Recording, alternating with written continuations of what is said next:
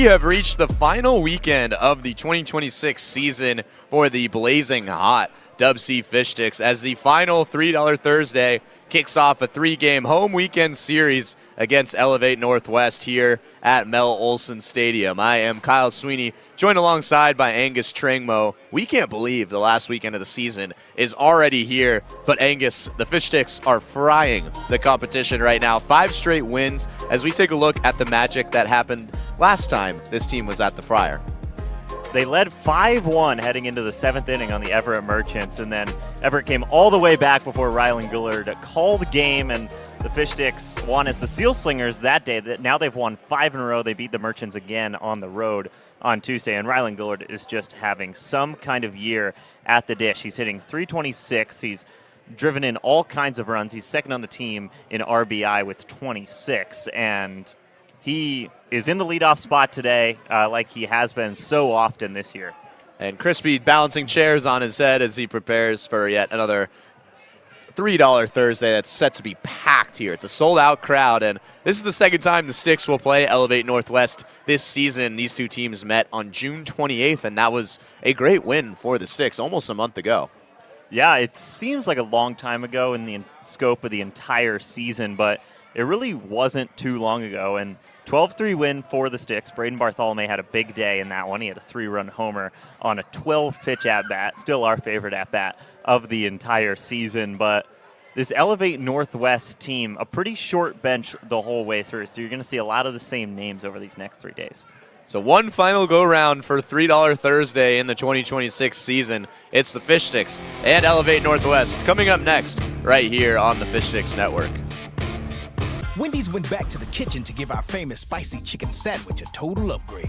More crunch, more flavor, with heat that just hits. Is this our best spicy chicken ever?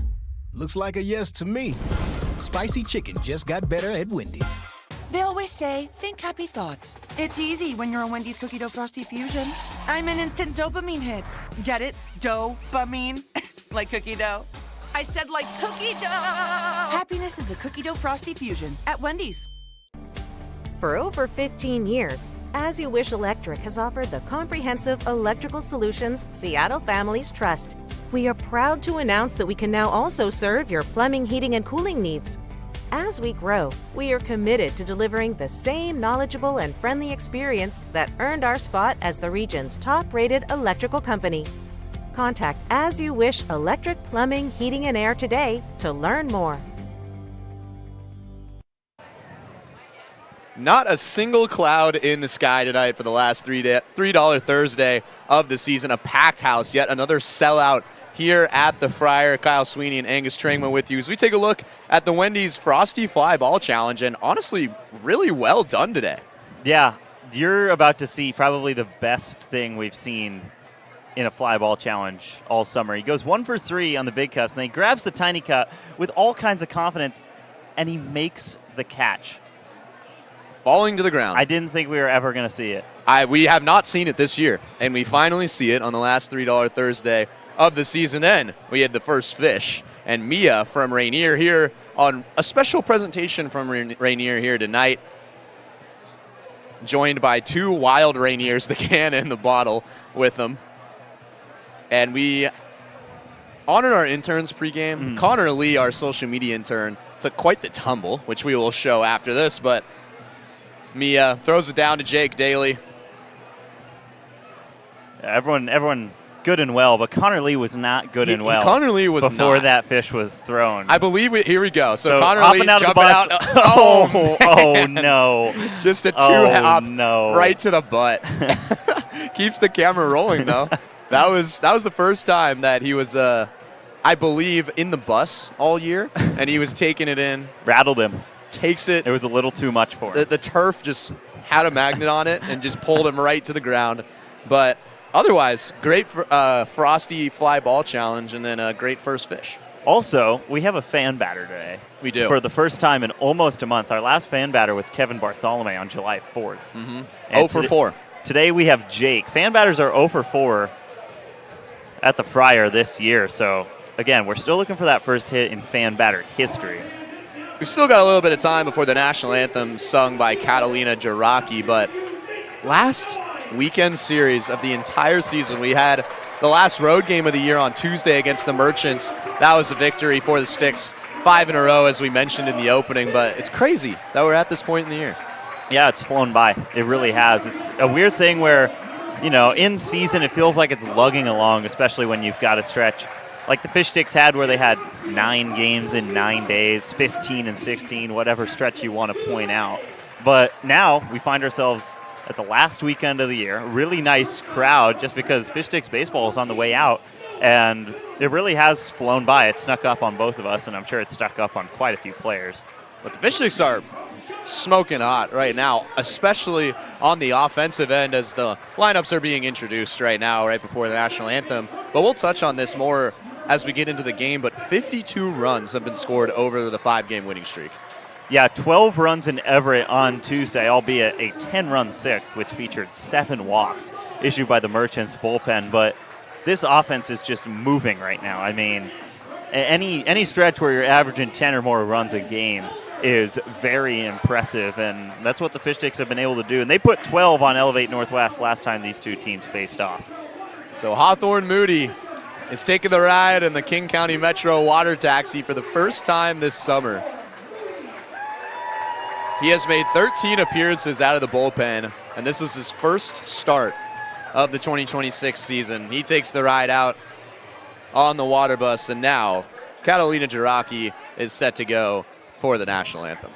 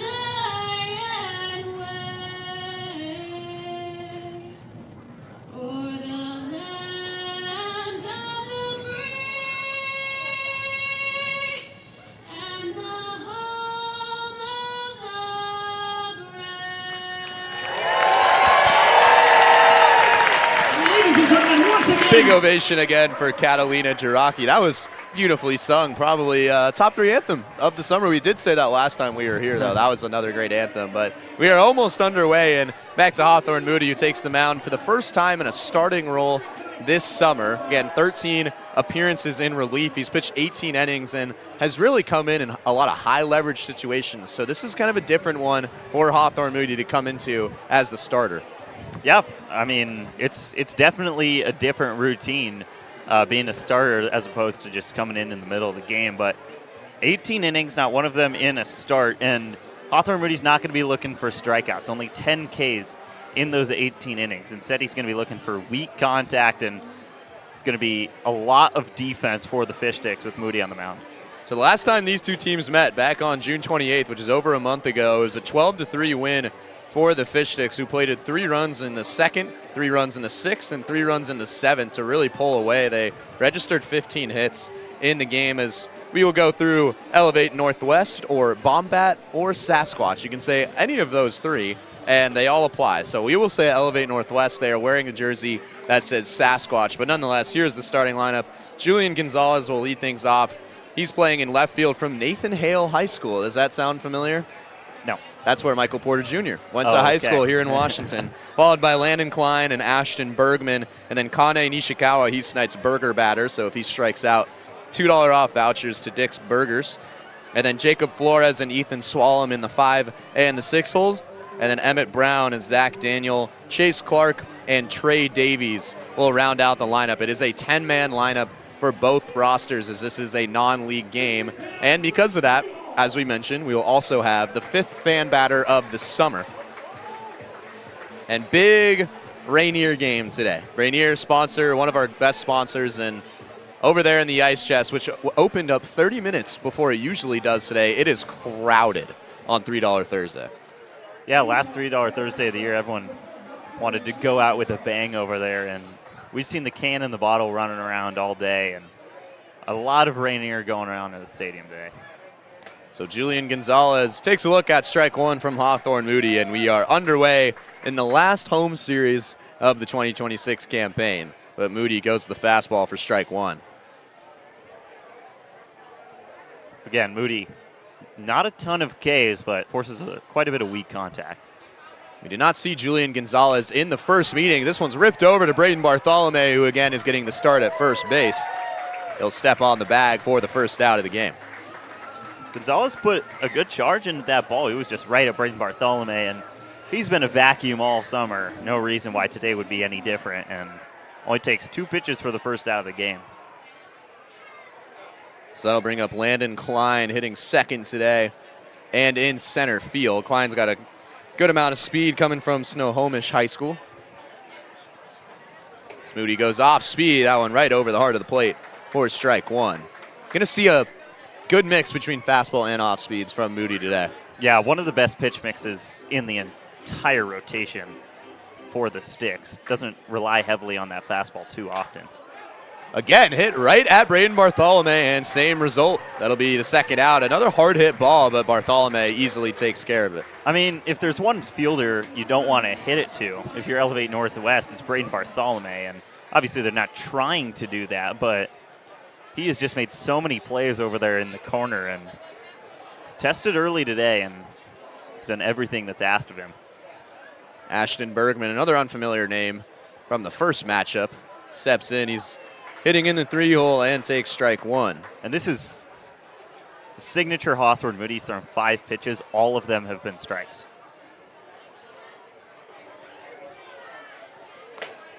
And another one, that paints the corner again, going fastball off speed. We usually don't see the same pitch twice in a row from Hawthorne Moody.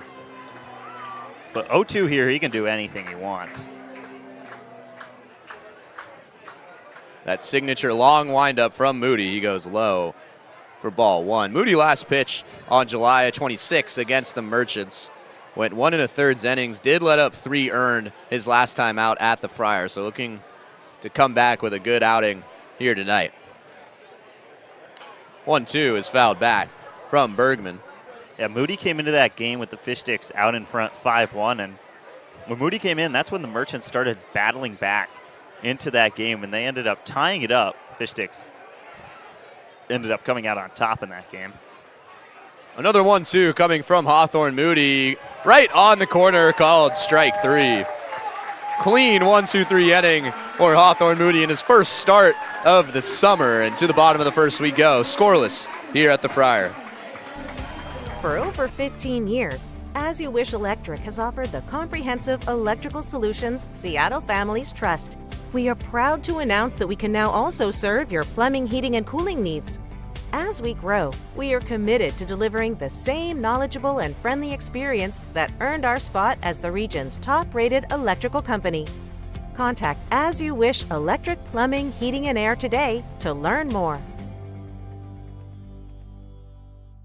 Once upon a home, in a Seattle bungalow, the Huffs searched on Thumbtack to find their next pro.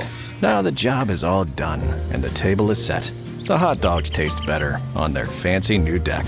Start your home story on Thumbtack. Back here for the bottom of the first on the last $3 Thursday of the season here at the Friar, and we have got Jake, the fan batter, coming in today. This was what I was honestly most excited for coming into the season. There have only been 4, and so Jake is trying to become the first, not only this year, but in the history of fan batters to get a hit. We haven't seen one reach base this year, which has happened in the history of fan batters. And as you see right there, 0 for 4 this summer in 4 tries. We saw a ground out to the shortstop last time a fan batter took the field, and it was Braden Bartholomew's dad. So the Fish Sticks, you could argue they kind of cherry-picked that one for the fan batter. Jake, as far as we know, no affiliation with any players on the team. And Kevin Bartholomew actually almost reached first base. It was almost an error on the throw the last time that we saw a fan batter, and that was really good, especially after Dane Harlan, who we actually talked about just on Sunday, last time we were at the Friar. He didn't swing the bat and got struck out in 3 pitches, so that was unfortunate. So Jake is looking to hold up on his own against Tilden Sue, who is back on the mound for the 2nd straight time. He started back on June 28th in the only previous meeting between these 2 teams. He went 2 innings pitched, allowed 4 runs, but only 1 of which were earned, and struck out 4. So he's back on the mound, and Jake taking some early hacks. What is your confidence level right now in Jake? Not high. Not high? Definitely not as high as it was for Kevin. But, I mean, I think I'll start to really know, depending on where he stands in the box and what his form is. Back of the box, that's smart. Mm-hmm. The light green shoes also. He's really out. hugging the plate. Okay, we could see a hit by pitch. Maybe trying to work a walk or a hit by pitch here. Way out in front on that fastball, which is better than being behind. It is. So he's somewhat timing it up. No information on the last time Jake played competitive baseball. And again, out in front for strike 2. I would not assume Sue goes with anything else but another fastball right down the middle. It's got to be a little bit challenging to pitch to this just because it's so unorthodox from what Sue usually sees on a baseball field. Again, this at-bat counts towards the stats, as that is a swing and a miss for strike 3, and Tilden Sue starts his start with a strikeout. So now there is 1 out recorded on the scoreboard as Jake, too much load on that front foot, I think, and I don't think he was going to get that one out of the infield if he got too much contact on it. So now 1 gone for Rylan Gullard. That's the top of the lineup. Gullard a little bit more proven of a hitter for this team. I would say so. Hitting .326. He's launched 3 balls over the fence and drove in 26 runs, just having such a good summer. But there's another swing and miss. Pretty awkward swing from Gullard on a fastball that is elevated in velocity from Tilden Sue. You mentioned Rylan Gullard hitting .326 this year, is on an absolute tear from the plate. He's behind 0-2. He's had 8 hits in his last 3 games. He had 4 hits on Saturday against the Redmond Dudes, and then was 2 for 5, including the walk-off single on Sunday in the second to last meeting against the Merchants, and then had 2 more hits against the Merchants on Tuesday. So 3 straight multi-hit games for Rylan Gullard. He takes a look at that one upstairs for ball 1. And after Hawthorne Moody throws 1 ball in 9 pitches in the top half of the first, Tilden Sue, that was his first ball on pitch number 6 today. 1-2 count to Gullard. Fouls it off again. He seems to not be able to time up this fastball as of right now. Jake definitely couldn't. Jake was not able to time up that fastball, but you're right. He's a little late to the party, and I think he has moved a little bit further back than usual in the box, just to give himself a little time with that velocity. Another 1-2 from Tilden Sue. Again, late to the fastball is Gullard. He takes it right to first base. Easy play for Emmett Brown for out number 2. And after a tough outing for Tilden Sue, last time he faced the Fish Sticks, that is a nice confidence booster to get Rylan Gullard to start this game. Obviously the second out of the inning, but the first batter, we'll call it, that he's faced today. And that's a really nice confidence booster to get out a guy like Gullard. So now Jackson Dulé, we usually see him hitting in the 5 or 6 hole. Will Cooley was a late scratch, and Jackson Dulé took his place at the 2-hole position. He takes a look at ball 1, and it's really nice to see Dulé back in the lineup. He took about a week-and-a-half break from the team, and since then he's 3 for 5 in his return.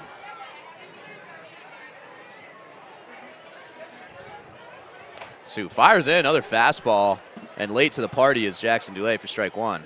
A lot of late swings from the Fish Sticks today. Dulé, hitting 275 on the year and has a 431 on base percentage. Has been a master at drawing walks, especially in the month of July. That one runs inside. It's a 2-1 count.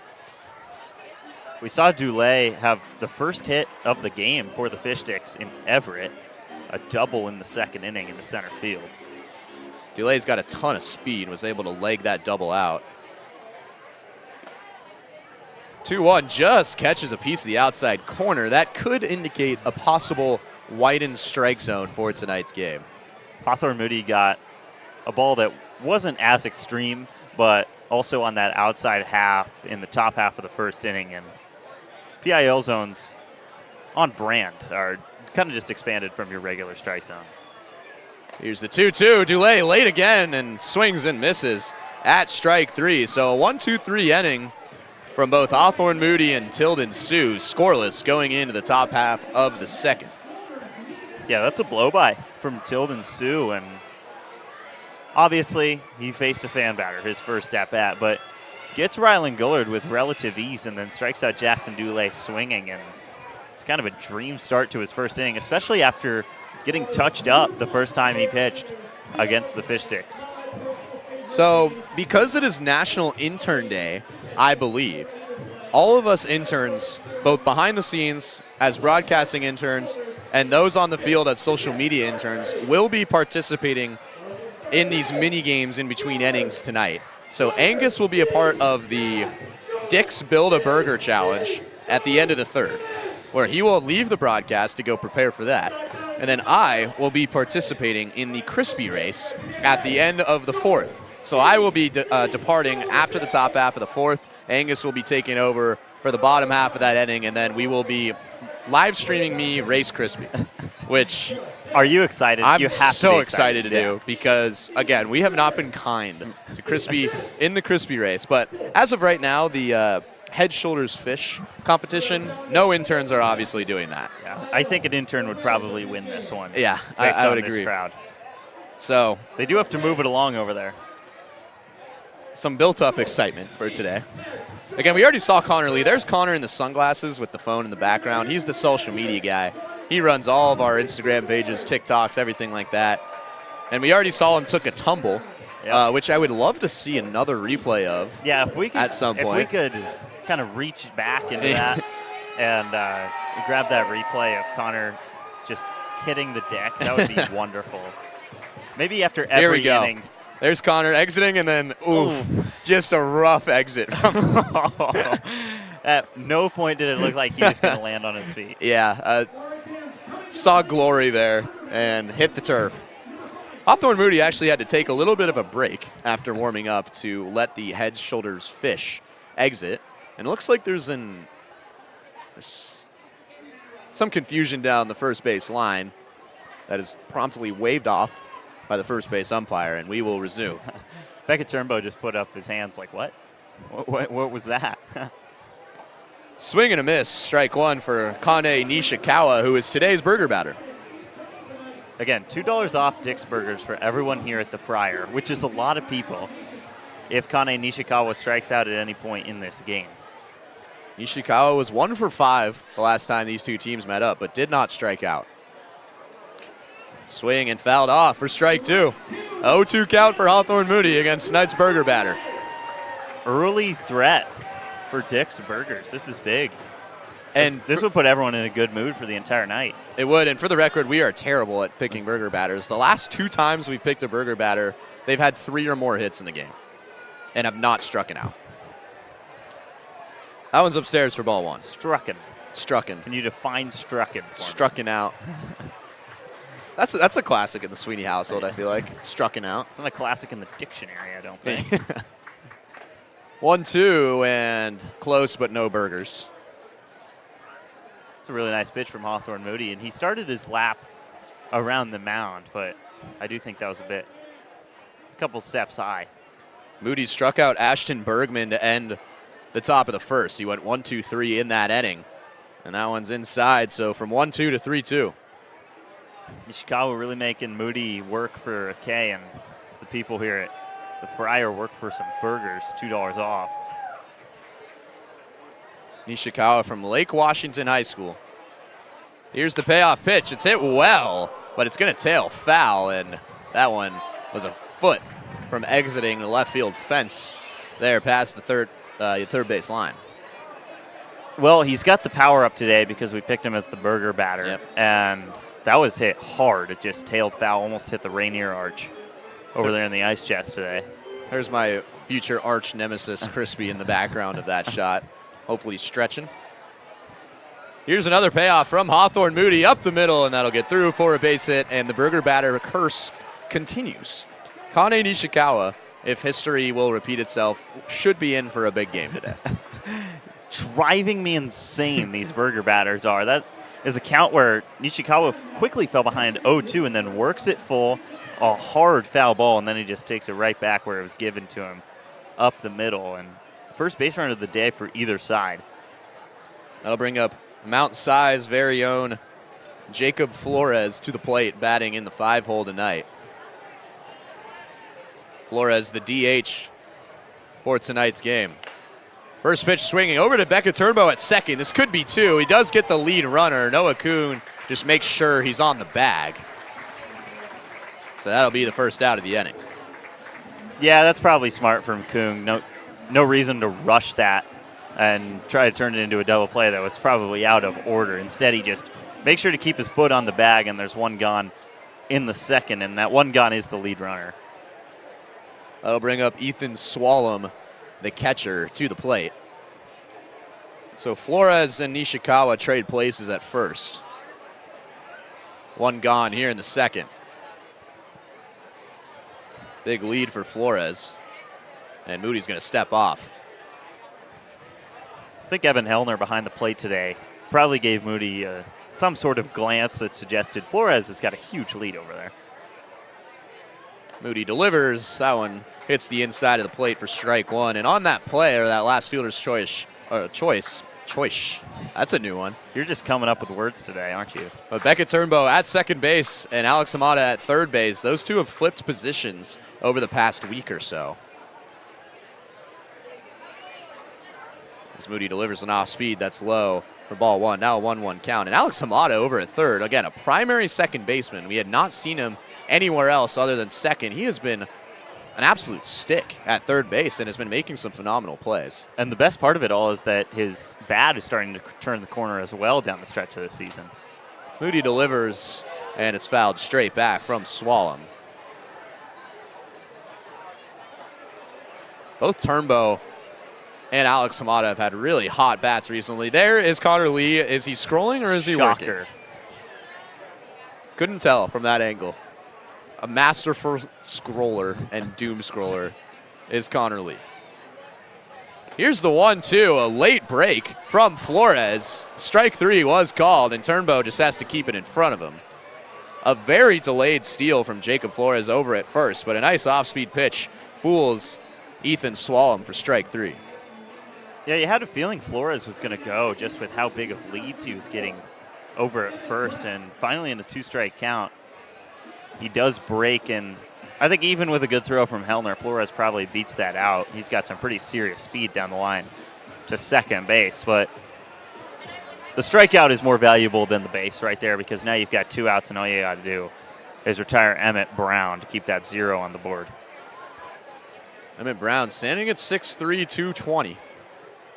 Right-hander stepping to the plate. So Flores is at second. Two gone after the strikeout to Ethan Swallam, the second of the night for Hawthorne Moody. He delivers off speed, catches a piece of the plate for strike one. Emmett Brown from Glacier Peak High School. Not to be confused with Glacier High School in Kalispell, Montana, of course. How many people in the United States of America would confuse that one? Me. Not to be confused with Glacier High School. This one's got a charge on it, and it's going to tail foul. But my goodness, that one got way over the huge tree that you couldn't see there on the screen, and that would have cleared the second netting in left field. Oh, boy. I don't think it would have gotten to Bartholomew's gazebo out there in foul territory down the left field line, but that ball was smoked. It's now 2 extra base hits that have just tailed foul down the left field line for Elevate Northwest in this inning. This one's turned on over to the pole side. Noah Coons got it. Long throw across the diamond is in time. And Hawthorne Moody once again unscathed here in the top of the second inning. Scoreless going into the bottom half here at the Friar. You ever wonder how Crispy gets to the Friar for games? He uses King County Metro's Rapid Ride H-Line.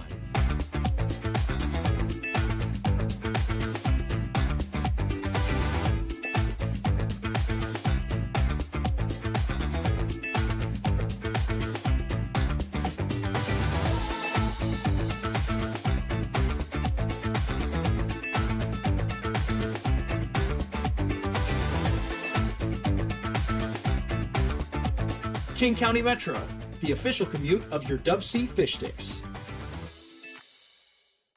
Once upon a home in the Issaquah Highlands, the Parkers used Thumbtack for a new kitchen island. Now the pizza is cooking and the kids are excited. Thank goodness for Thumbtack and all it provided. Start your home story on Thumbtack. The Flop Like a Fish contest is just finishing up down the first base line. I must say, this was a contest that I wish was an all-intern contest, but not one of the ones. Can you imagine Kyle and I just flopping around? Don't imagine. On your screens. So at the end of the second, we have the concessions race, and then at the end of the third is when Angus will head down, and he will participate in the Dick's Build-A-Burger Challenge. So after this half inning, Angus will be departing for the top of the third from the broadcast. Wouldn't I be gone at the middle of the third? Or the middle, the bottom of the third? yeah. You are actually exactly right. Yeah. You are so smart. I was all over that. So at some point, Angus is going to leave for half an inning, and then I am going to leave for half an inning because I have to get myself ready for the Crispy race.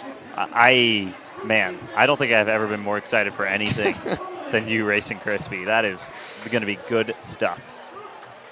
3-4-5 due up, which you might not think is possible for the second inning, but it is because the fan batter was struck out. It was a 1-2-3 inning for Tilden Sioux after he struck out Jackson Dulay, the 2-hole hitter, to end the bottom of the first. So Braden Bartholomew steps to the plate, takes a look at ball one low in the zone. Bartholomew had a great game the last time these two teams played. He was 2 for 3 with a 3-run home run, which was our favorite home run of the season. We talked about it in the opening. So he fouls it off, and a heck of a grab. Oh, it was missed by Jake Daly. Boy, that would have been I thought he made that play. Snag of the season. But Bartholomew, it was a 12-pitch at-bat. He had fouled off 6 straight foul balls. Cade Galen took off for 5 of those down to second base and had to go back on every single one. And then the last pitch of the at-bat, the 12th, he took over the fence. It's 1-1 count now to Bartholomew, who is the team leader in home runs and RBIs, and he widened his lead in RBIs on Tuesday with 3 against the Merchants. He's up to 36 on the year. Yeah, 2-run single that he took opposite field, something we don't see a lot of from Braden Bartholomew, but really nice swing from him, and that was part of that avalanche of the 6th inning. 10 runs in the 6th for the Fish Sticks on Tuesday en route to a 12-6 win.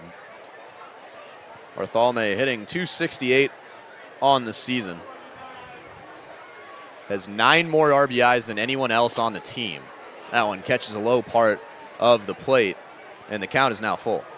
That zone on the outside and low quadrant to hitters, whether they're righties or lefties, is going to be a pitcher's paradise today. We've already seen a lot of generous calls down there. Bartholomew is on a 6-game hit streak. Won't get a hit there, but will reach base on ball 4, so the leadoff man is aboard here in the bottom of the second. And this is a pretty threatening middle of the lineup for the Fish Sticks today. You've got Braden Bartholomew, Evan Hellner, and then Noah Benedict, 3, 4, 5 in the lineup today. And these are all guys that can and have launched balls over the fence this year. Hellner batting .301 has been above the 300 line the entirety of the season. swings and fouls off the first pitch of the at-bat straight back. Hellner was 1 for 3 on Tuesday. He's on a mini 3-game hit streak, but it seems like he hasn't just had that huge game that we saw from him so often in July, but he just continuously and consistently is hitting singles for this team. We saw a display of power from him early on in the year, but has become a mainstay in the lineup. Takes a look at that one high for ball 1. I also think part of the reason that he's in the lineup nearly every day now is he is such a good defender compared to where he was at the beginning of the season. He is doing such a better job with the glove behind the dish. Young guy just finished at Sumner High School as Bartholomew takes off. He got a fantastic jump.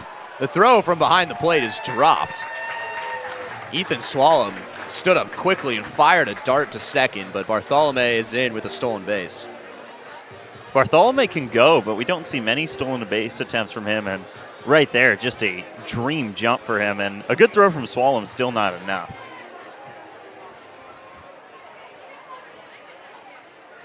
Bartholomew's 4th stolen base of the season, and now a runner in scoring position for Hellner.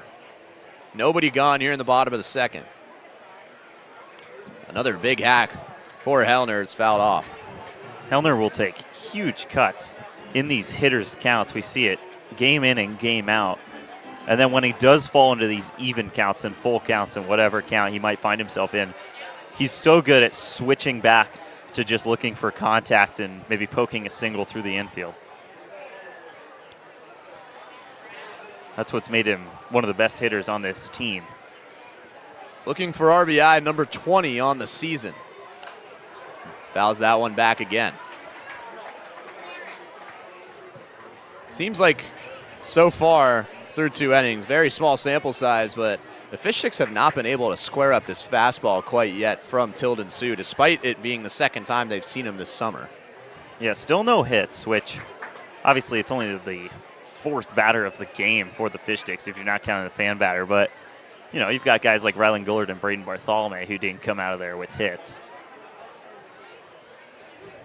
Another 2-2. Sioux goes off speed. That one gets away from him, and the count will fill up for a 2nd straight batter. It's important that Sioux just puts anything in the strike zone right here. You don't want back-to-back walks because that can turn into trouble very quickly. We saw that in Everett on Tuesday. Hellner attending New Mexico State University in the fall.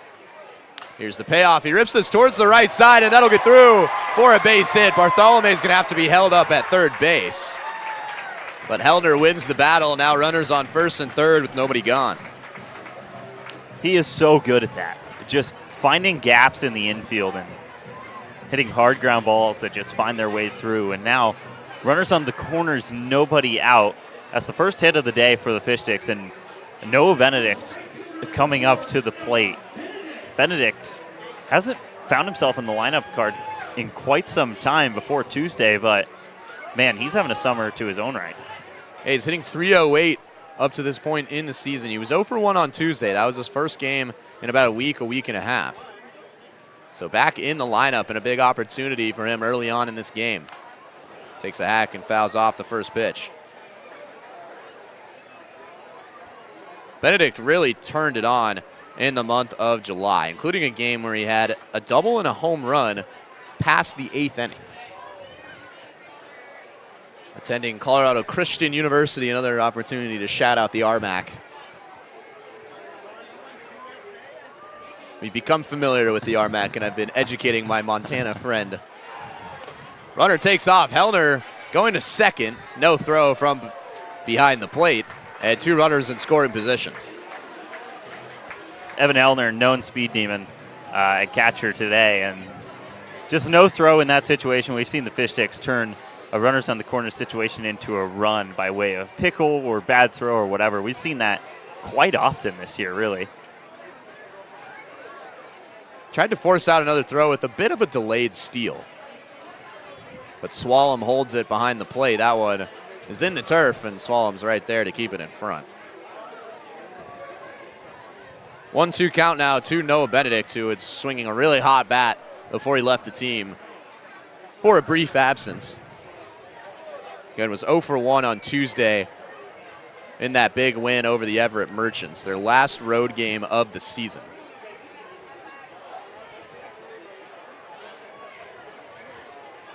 Two runners in scoring position with nobody gone. A 1-2 count to Noah Benedict. Swing and a miss for strike 3. Tilden Sue.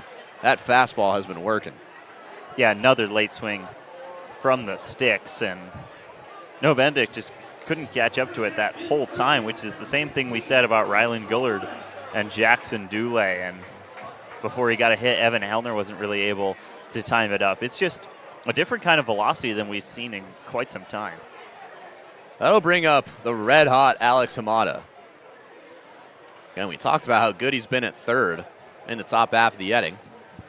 He takes a hack and fouls it back for strike 1. But Hamada was 3 for 4 with a walk on Tuesday against the Merchants, with an RBI double that scored Jake Daly for the team's first run back in the 5th inning.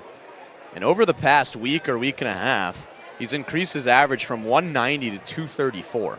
Yeah, he's 5 for 13 in his last 3 games, and in 13 at-bats, he's got an OPS north of 1. Shows bunt, pulls back for ball 1. This is a guy that's just such a great glove in the infield that he stayed in the lineup. He's tied atop the team lead with Bartholomew and Gullard in games played, and he's finally turning it around at the dish. Great showing on Tuesday. Here's the 1-1. That's upstairs for ball 2. Mata also had a hit in the bottom of the 9th inning on Sunday that could have scored Jake Daly to score the winning run, but it was hit too hard, and Daly couldn't round around third base to score that run. And then, of course, Rylan Gullard the next at-bat with a single up the middle to score Daly anyway. Mata also does have a walk-off single this season. Swings at the high cheese for strike 2.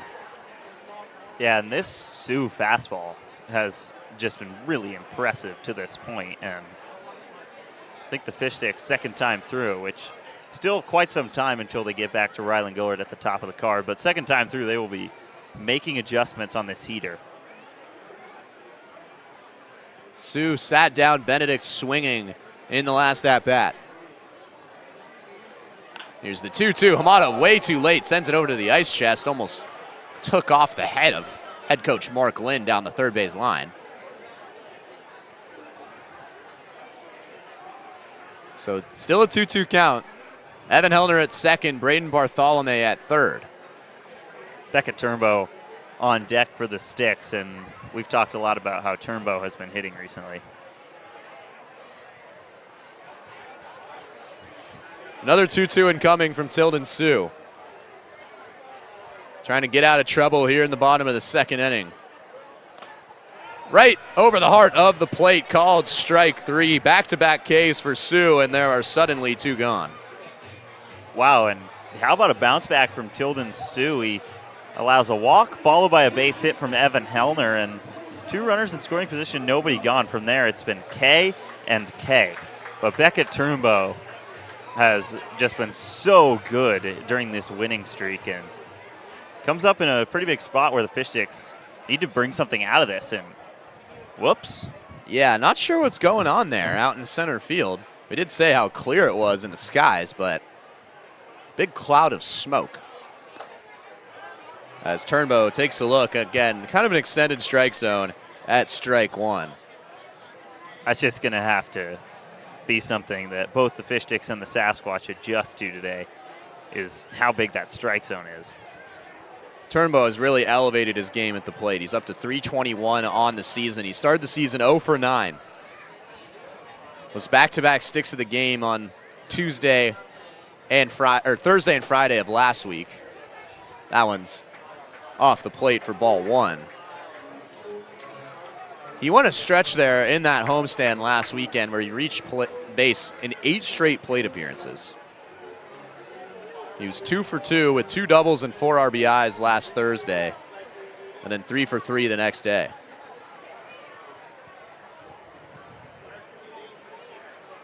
Here's the 1-1 from Sue, swung on and fouled off. And Turnbow's behind 1-2. So Braden Bartholomew at third base walked to start the inning.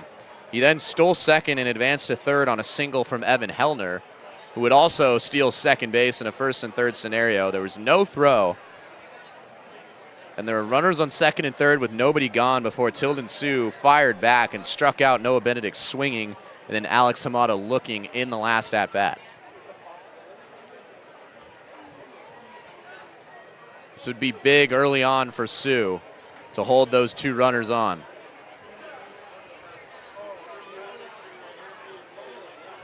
Here's the 1-2, swung on and missed for strike 3. 3 straight strikeouts for Tilden Sue, and he's out of the bottom of the second inning. Boy, what a bounce back that was for Tilden Sue, and he's fired up. He's got every reason to be. 3 straight Ks, and he strands a couple in scoring position. Still a scoreless tie at Mel Olson Stadium. So here we go. Here is the famed concessions race. Again, we've kind of said it, but usually 2 separate and 1 lags behind, but we haven't seen that as of late. Well, there's our lagger, and boy, 1 separator. It is Mustard. Mustard turns on the Jets. That's what I'm hoping to do here after the bottom of that might be a little preview at Kyle Sweeney.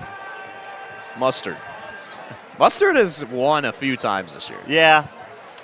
I don't know. Jack was very quick to play TV off to our left, and, you know, honestly, makes me think that they want Mustard to win. Again, just a countdown before the Dick's Build a Burger Challenge that you will be participating in at the end of the third. Yay. And then the crispy race that I will be participating in at the end of the fourth. My heart rate is raising just so with slightly. every inning. Yeah. You know, I think I played a lot of sports when I was young, not through high school, but when I was young. And I think the most nervous I ever was before an event was right before a track race when you're down and on your hands and you're just waiting for the gun to blow. That is probably the most nerve-wracking it can get in a sport. So I want you to imagine that, and then you look to your left, and there's like a 7-2 fish stick standing right next to you, and it's just you two. That is what you're about to experience. I got to be honest, I'm not feeling much pressure about the burger race. I wouldn't. There's really and not. You're there for not in the fun same and games. boat, it sounds like.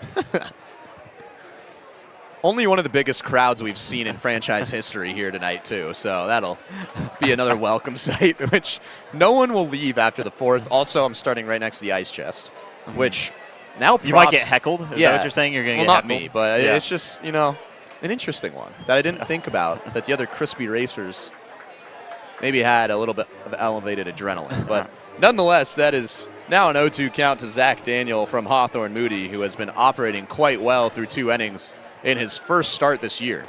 And that's a swing and a miss for strike 3, Hawthorne Moody. Third K of the night, and there's 1 down here in the top of the third.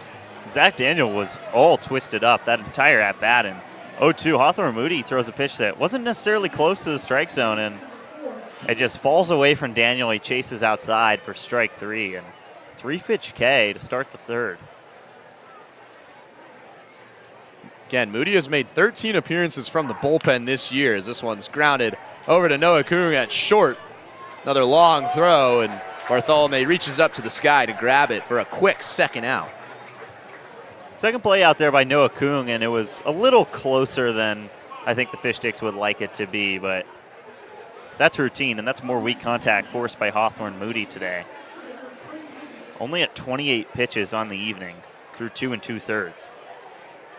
Was only allowed 1 base runner. It was a single from Kane Nishikawa to start the second inning. Burger batter, of course. That is true. How do they do it? The worst, single worst burger batter pickers of all time.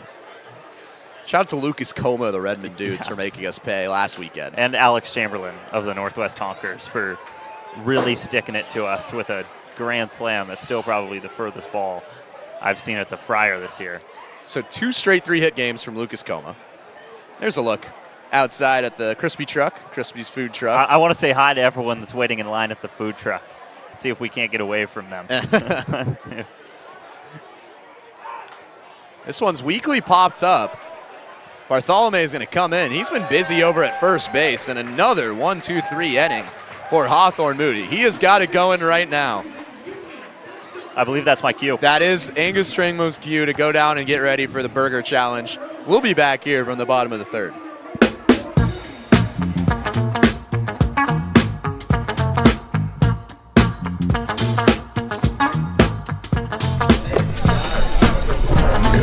Oh, sweet. Thanks, Crispy.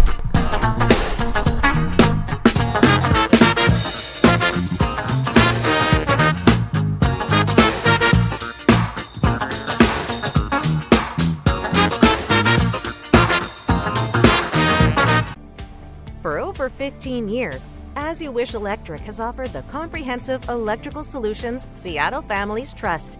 We are proud to announce that we can now also serve your plumbing, heating, and cooling needs. As we grow, we are committed to delivering the same knowledgeable and friendly experience that earned our spot as the region's top-rated electrical company. Contact As You Wish Electric Plumbing, Heating, and Air today to learn more. Back here for the bottom of the third inning. Scoreless so far in the last $3 Thursday of the summer. It is just me for this half inning. Angus Strangmo is taking off down the third baseline. He's walking over, and he is about to participate in the Dick's Build-A-Burger Challenge once this half inning is over, and it is packed at the Ice Chest today.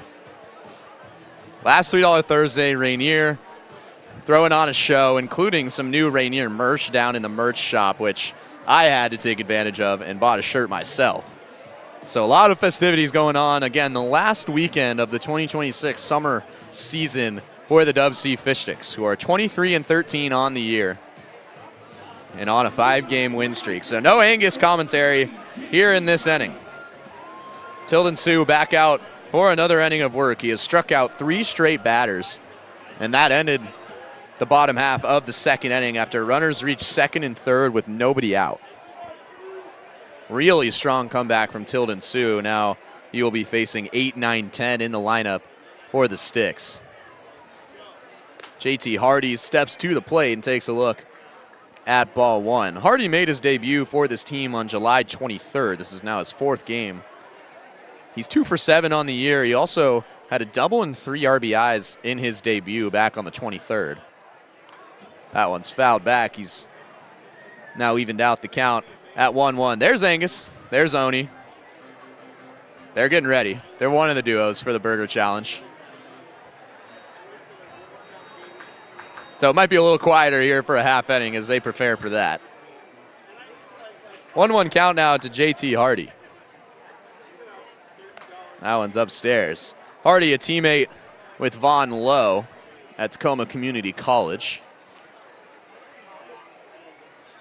Another one of the welcome sights that joined the team late in this season. We've seen players depart early and for their colleges already. Also had some season-ending injuries earlier this season.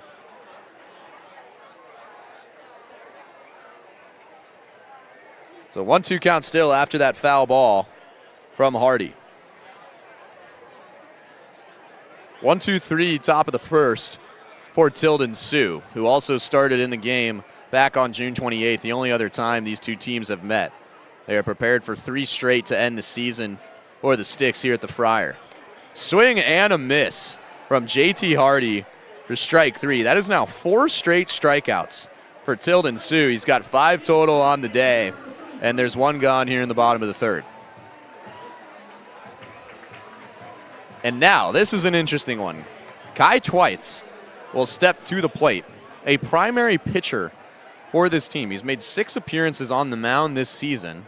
Was a surprise at the bottom of the lineup today for the Fish Sticks.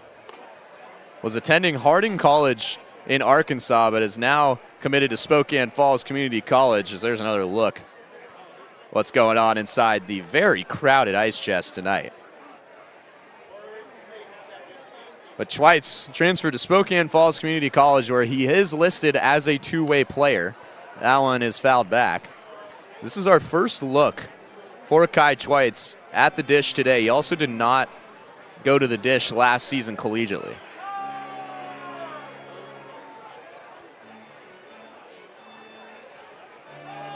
So a bit of a pitcher-on-pitcher matchup going on. Here's the 1-1 that's inside or strike two. It's also interesting is that Tilden Sue also hit when he started back on June 28th and blasted a 2-run home run in the second inning that actually gave Elevate Northwest their only lead of the game. Sue not in the lineup as of now. That one almost scratches the outside part of the plate. That would have been his 5th straight K. Count now evened up at 2 apiece.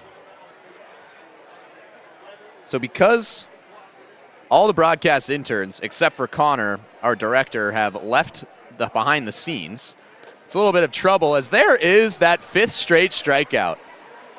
Kai Schweitz goes down looking, and there are 2 gone, and Tilden Sue has got it going on right now. His 6th total K of the game as Noah Kung, the 10-hole hitter, will now step to the dish.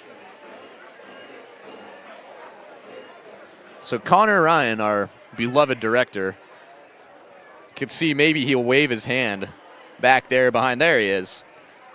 He's the only one right there now. This is usually a 4-man job. And because they are preparing for the Dick's Build-A-Burger Challenge, there's no one back there. And Angus is not with me for this half inning. 1-0 now to Noah Kung.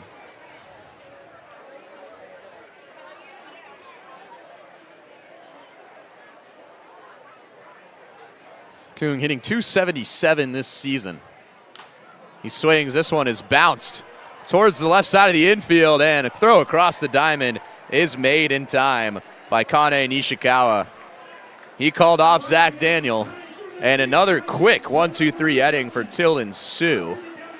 But more importantly, we will now get to see Angus and the rest of the behind-the-scenes crew participate in the Build-A-Burger Challenge. There they are, walking out. Again, this is a fun one because one of them has to get in the bottom bun, put on the costume, and then just sit there as the other one builds the toppings on top of him. So there's Angus, there's Oni, and on the other side, it's Harrison and Tyson as Angus, there's a great look at him. Angus, again, from Stevensville, Montana, a population of just above 2,000 people. And here we go. So Oni is going to take the bottom bun, and Harrison is going to take the bottom bun on the other side. There goes Harrison down the first baseline. And now Angus is sprinting to put the meat on. Oh, no. I asked Angus to give me a fun fact about him, and the best he could come up with as he slips again is that he once ate 18 breadsticks at Olive Garden in one sitting. Tyson looks like he has the lead at the moment. Now Tyson has to put on the bun. I think Angus is burnt here. Tyson, he hops on the bun. Uh-oh, Angus is trailing a little far behind. A valiant effort from both sides. There we go. A great look at our interns. Again, I am next in the bottom half of the 4th inning, which is going to be scary. I'm going to have to depart after these 3 outs in the top of the 4th as Hawthorne Moody is back on the mound for the 4th inning. Has been spectacular here tonight. Has only allowed 1 base runner. It was a single in the second, as that one is fouled off by Julian Gonzalez. So back to the top of the lineup card for Elevate Northwest. There's the look at the Rainier shirt. Fish Stick hugging the Rainier. There's red and there's black. I got the red, or the black version. That one swung on and missed from Gonzalez. He's behind 0-2. Angus is making his way up to back to the broadcast booth.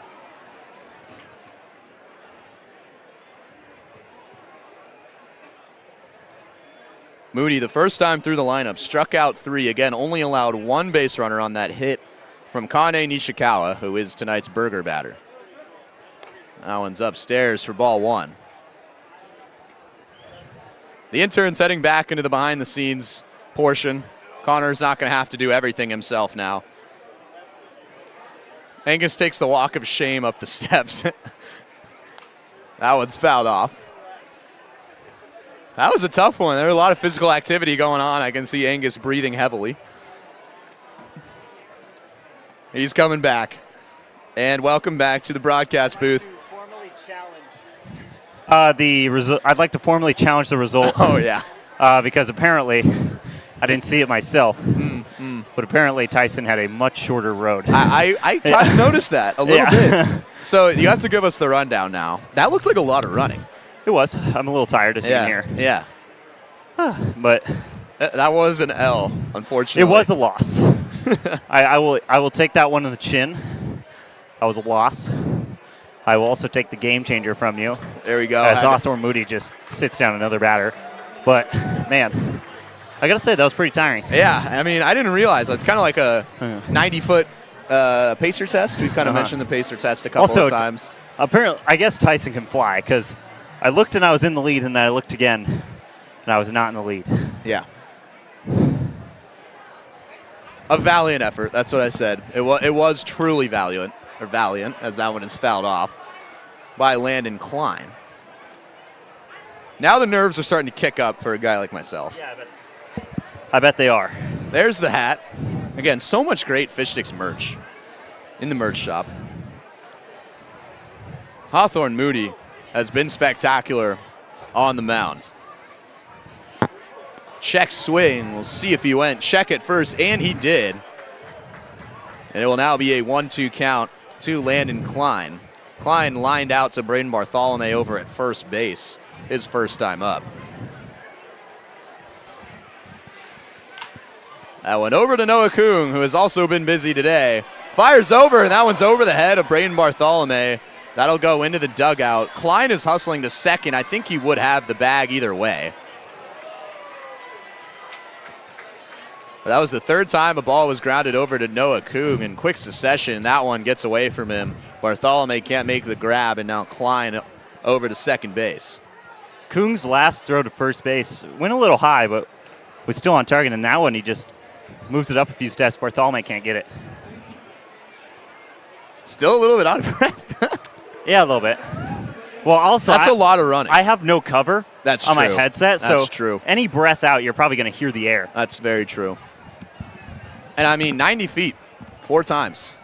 Looking like Cade Galen out there. Yeah, I haven't played basketball in too long. I think that's what we learned today. So after the air, Landon Klein at second base. That'll bring up Ashton Bergman for the second time today. He takes a look at ball one. There's Connor Lee, scrolling or videotaping episode 100. And again, there is the Rainier extravaganza going on. As that one's ripped over Braden Bartholomew, and that'll be extra bases. The error is going to come back to bite the Fish Sticks as Klein rounds third and scores. And Ashton Bergman puts Elevate Northwest on top with the first run of the game. Top of the lineup, doing top of the lineup things for Elevate Northwest. That is a hot shot down the line. I'm a little tired, I'll be honest. It's a lot of running. It gives. You got it. Yeah. Again, the no covering on the microphone is not doing you a whole lot of favors. Angus is going to go take a breather. I think he has to go to the bathroom. This one's over to Alex Amata and past the diving glove. So that'll be a single for Kane Nishikawa. Again, our burger batter is just going ballistic each and every game this year. And Kane Nishikawa has his second hit. Bergman, who just had the RBI double, is held up at third base. So trouble brewing here for the Sticks with one gone here in the top of the fourth inning. Again, Angus has exited. He's going over to the bathroom.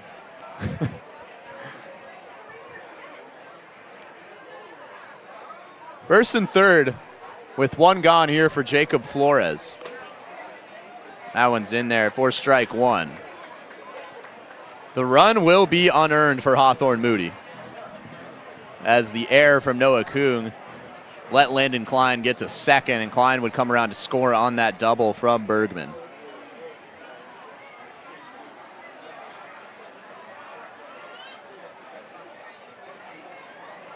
The 0-1 popped into the air towards right field. Noah Benedict is going back. He's still going back. At the track, he makes the grab.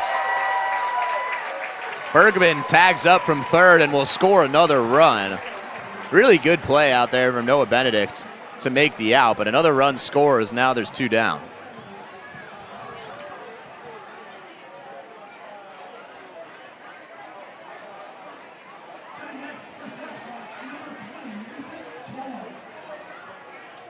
Still no sign of Angus, who I believe was a little caught back by how tiring that burger challenge was. And he's over in the bathroom right now. I believe he just had to go pee.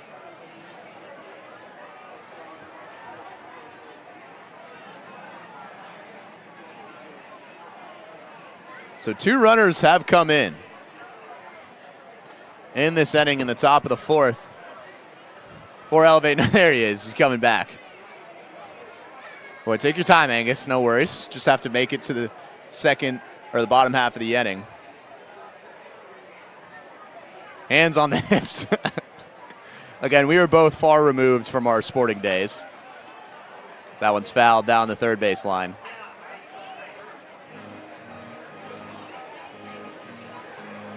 There he is, making the trek back up. Say hi. There. Yeah.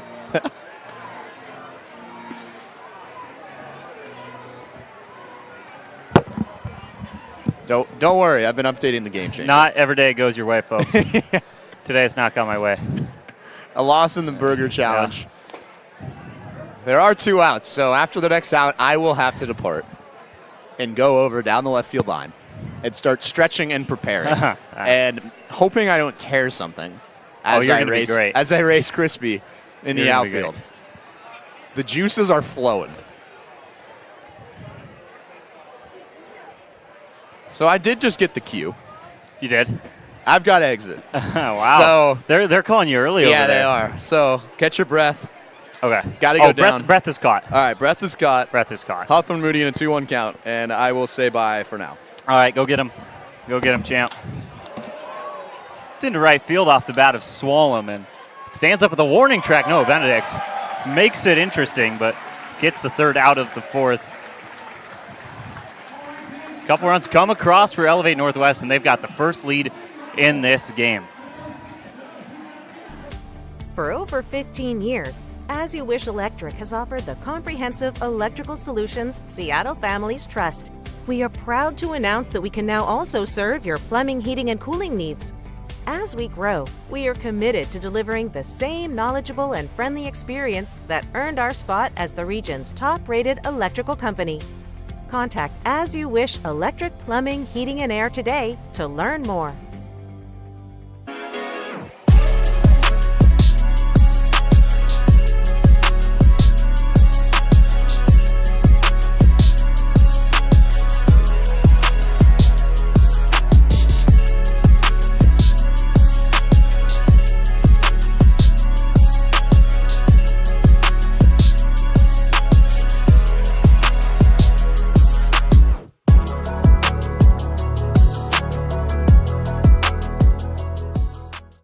Went back to the kitchen to give our famous spicy chicken sandwich a total upgrade. More crunch, more flavor, with heat that just hits. Is this our best spicy chicken ever? Looks like a yes to me. Spicy chicken just got better at Wendy's. They always say, think happy thoughts. It's easy when you're a Wendy's cookie dough frosty fusion. I'm an instant dopamine hit. Get it? Dopamine? Like cookie dough. I said like cookie dough. Happiness is a cookie dough frosty fusion at Wendy's. Elevate Northwest leads the DubSea Fish Sticks as we head into the bottom of the 4th inning. Angus Strangmo here on the Fish Sticks Network. Kyle Sweeney will not be joining us, at least for the bottom of the 4th inning. He's got to go race Crispy right now. But after a pretty slow first 3, the Sasquatch have jumped out to a lead.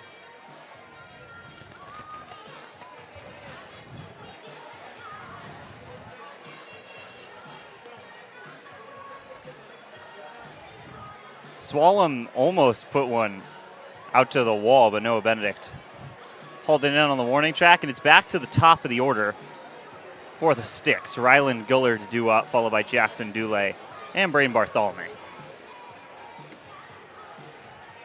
Again, my money is on Crispy. I'd like to get that out there. 2-0 Elevate Northwest heading into the bottom of the fourth. Tilden Sioux, 3 scoreless innings. He's needed 54 pitches to do it. His 55th finds the zone for strike one.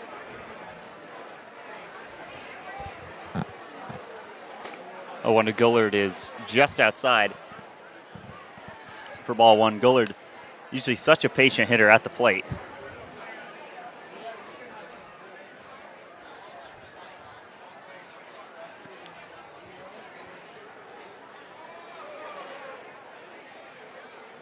One on the way, and that's down low, so Gullard ahead 2-1 in the count. Fish Sticks put runners on third and second with nobody gone back in the second inning, but Sioux got out of it unscathed. 2-1 is down low again. Gullard way ahead, looking to reach base. 2 runs come in the fourth for Elevate Northwest on a base hit from Nishikawa and a sac fly from Jake Flores. A double from Ashton Bergman in there as well. 3-1, and that just barely paints the corner for strike two.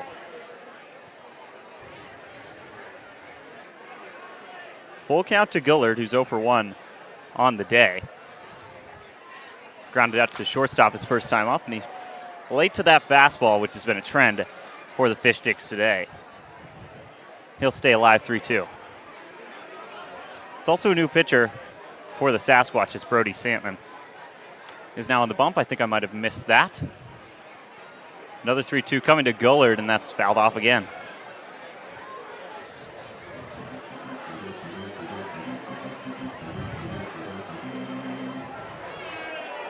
This will be pitch number 8 of the at-bat as we get a look at Kyle just raring to go over there.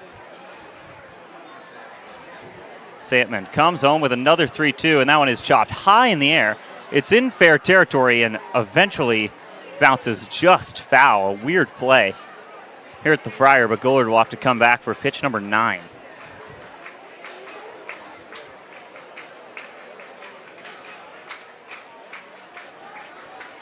An early battle here in the fourth, and the Fish Sticks just haven't been able to get anything going outside of that second inning.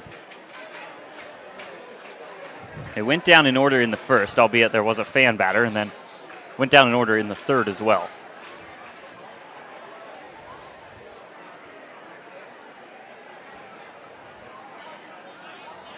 Ninth pitch of the AB comes to Gullard, and he chases outside. That one is hauled in before it hits the turf by Ethan Swalem. And Gullard, a really tough guy to strike out, is sat down with the K on a 9-pitch at-bat. Here's another look at it, just a chase outside, and that definitely did not hit the ground. So here's Jackson Dulé hitting second today after a late scratch of Will Cooley.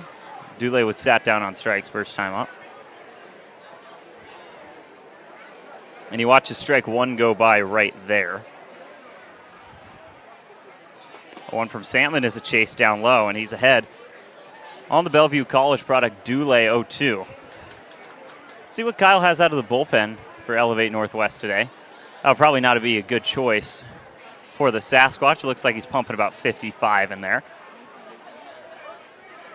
0-2 comes to Dulé, and that's way outside. Uncompetitive for ball one.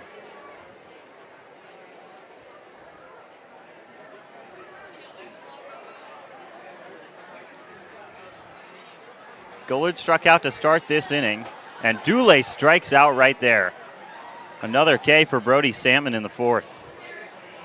Quickly 2 gone, and quickly the Crispy race is lurking for Kyle down in foul territory. Again, it starts at the Rainier sign, which is out in left field.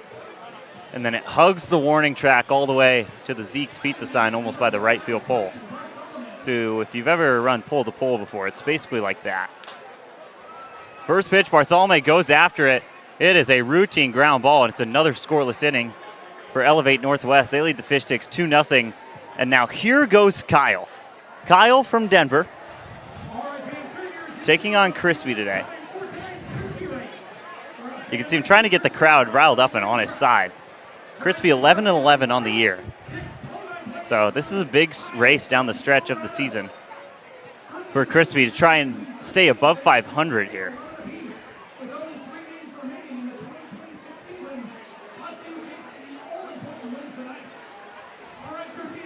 They're both on the line. Maybe a false start from Kyle. And Kyle's got the early lead. Crispy's going to kick it into gear. This is a close race. Kyle's still in the lead, but he's losing steam. He's still got the inside line. There's contact at the corner. Crispy, a very narrow lead, and I think Crispy's got it. What a race.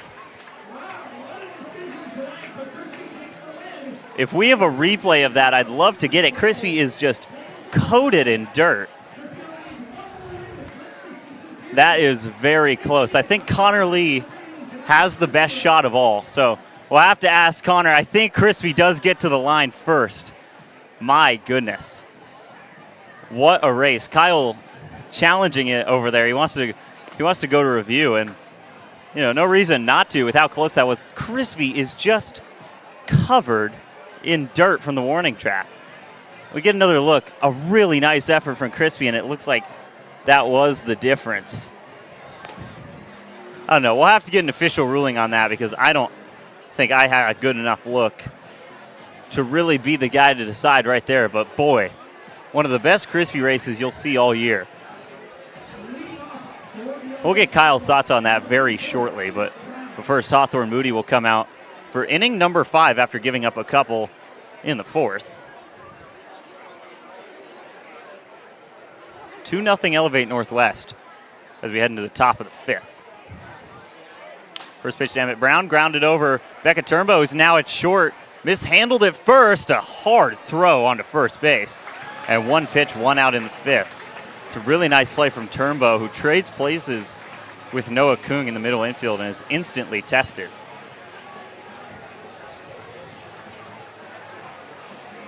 And after a 6-3 ground out, ends the 4th, a 6-3 groundout starts the 5th. Still efficient work for Hawthorne Moody. That was his 49th pitch of the day that retired Emmett Brown.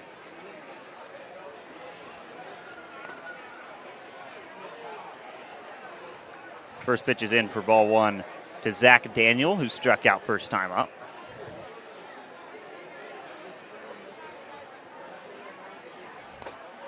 Moody goes off speed and it curls in for strike 1. Daniel agrees. Count evens out. Hopefully Kyle isn't too mad at me. I fell behind on the scorebook. It's kind of hard to scorebook and game changer at the same time, but Elevate Northwest made it easy for me. A 1-2-3 inning in the 4th against the top of the lineup for the Fish Sticks. 1-2 comes from Moody, and it's outside for ball 2 to Zach Daniel from North Creek High School. I am just oozing with excitement for Kyle's post-race thoughts. I would also like to get a replay of mine just to see how close Tyson was to the burger, and Hawthorne Moody has another K today. That's now his 5th of the evening. Usually not a high-volume strikeout pitcher, but he's done it today, and there's 2 gone in the 5th. Might have to wait until after this break for Kyle Sweeney.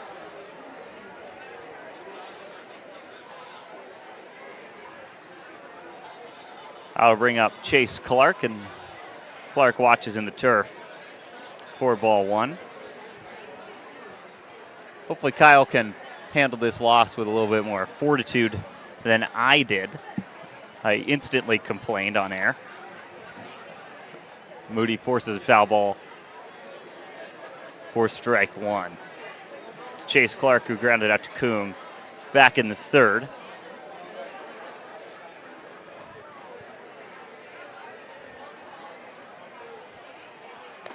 One is up high to Clark, who's hitting in the 9-hole today, and that's the 10-hitter Trey Davies on deck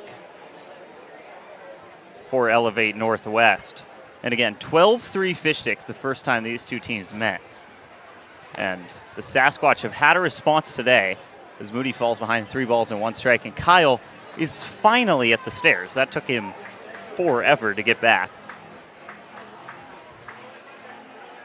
Kyle's got to explain himself to some fans as Clark, that's into right center, that's into the gap, and it's going to be extra bases for Chase Clark.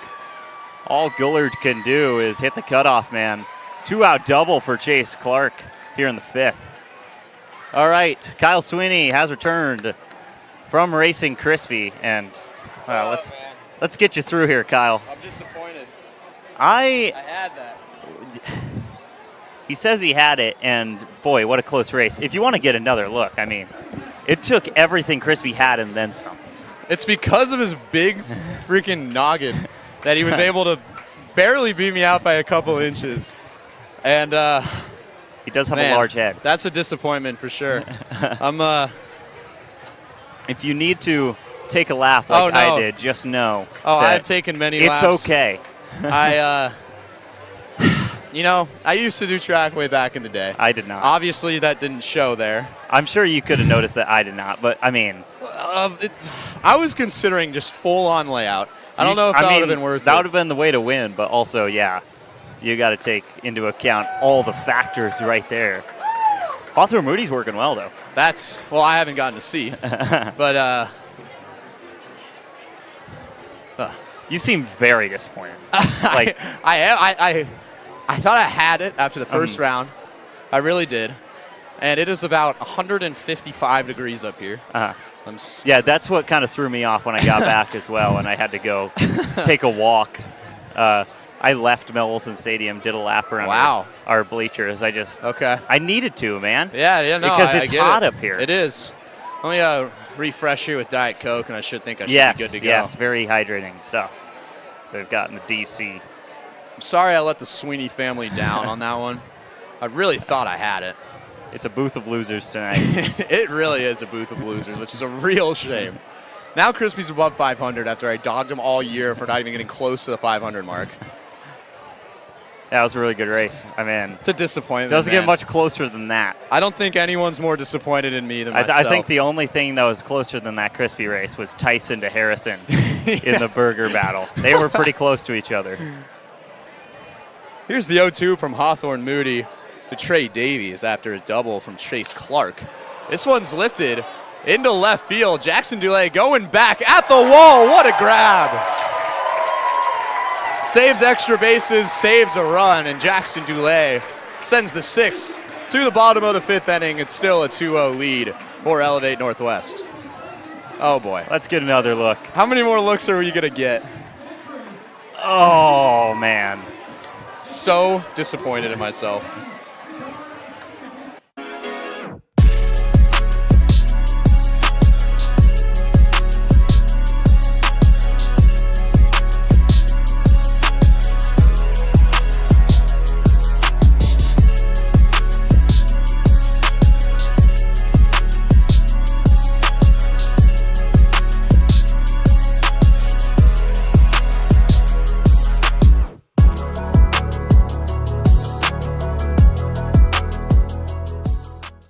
Went back to the kitchen to give our famous spicy chicken sandwich a total upgrade.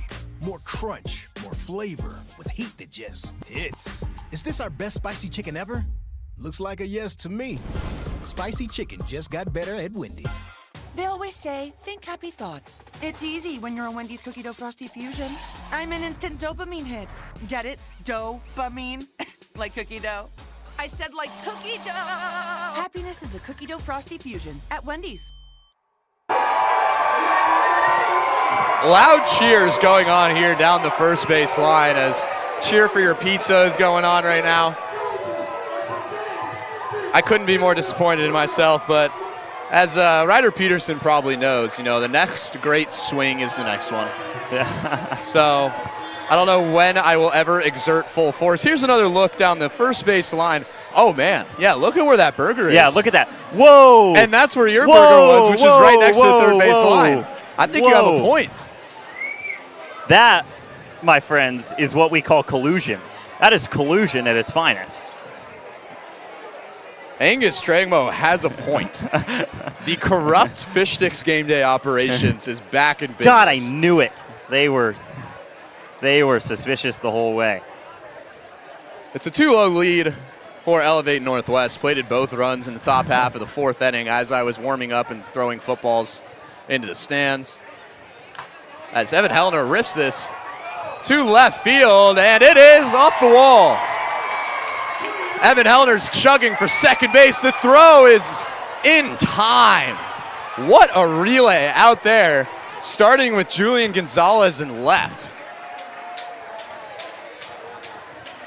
Really nice piece of hitting from Hellner, but when he made the turn, you just knew it was going to be a close play, and that is a flawless relay from Elevate Northwest. Hellner would have had to have the slide of the decade to stay on the bag and be safe right there. And, man, this team is playing some good ball today. Tilden Sue has been amazing on the mound. But the new pitcher, Brody Sandman, is following up in his footsteps really nicely. That was the first time the Sticks have really put a good bat to the ball in today's game. Hellner will record his second hit of the night, but is gunned down trying to advance 90 feet as Noah Benedict finds himself in a 1-1 count.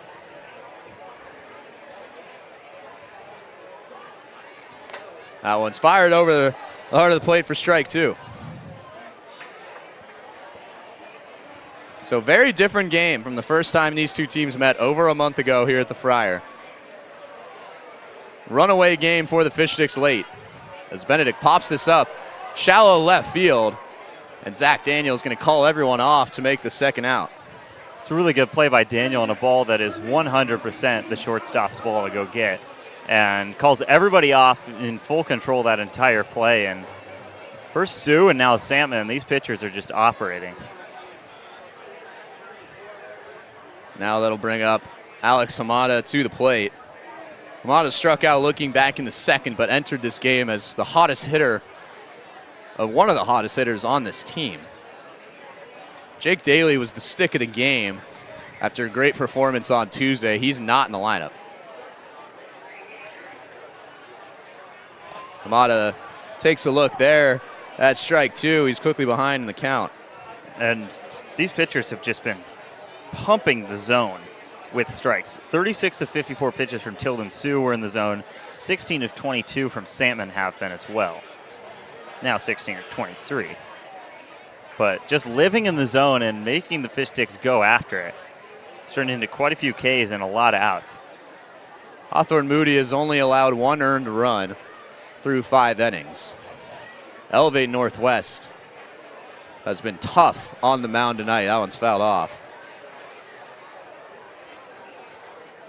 Just like that tough performance in both the Cheeseburger Challenge, which was rigged. We have confirmed was rigged. Very much colluded. And there's Ryland Gold. I would say I want a rematch, but I really do not. I want a rematch. Unless I am the bottom bun. Hamada rips this towards right field, and it tails foul. I'm ready to race right this instant. I am ready to go. Yeah, well, I'm not sure that's how that works, Kyle. That's okay. Life goes on. Yeah, life does go on. In the wise words of Lil Baby. And cameras don't lie.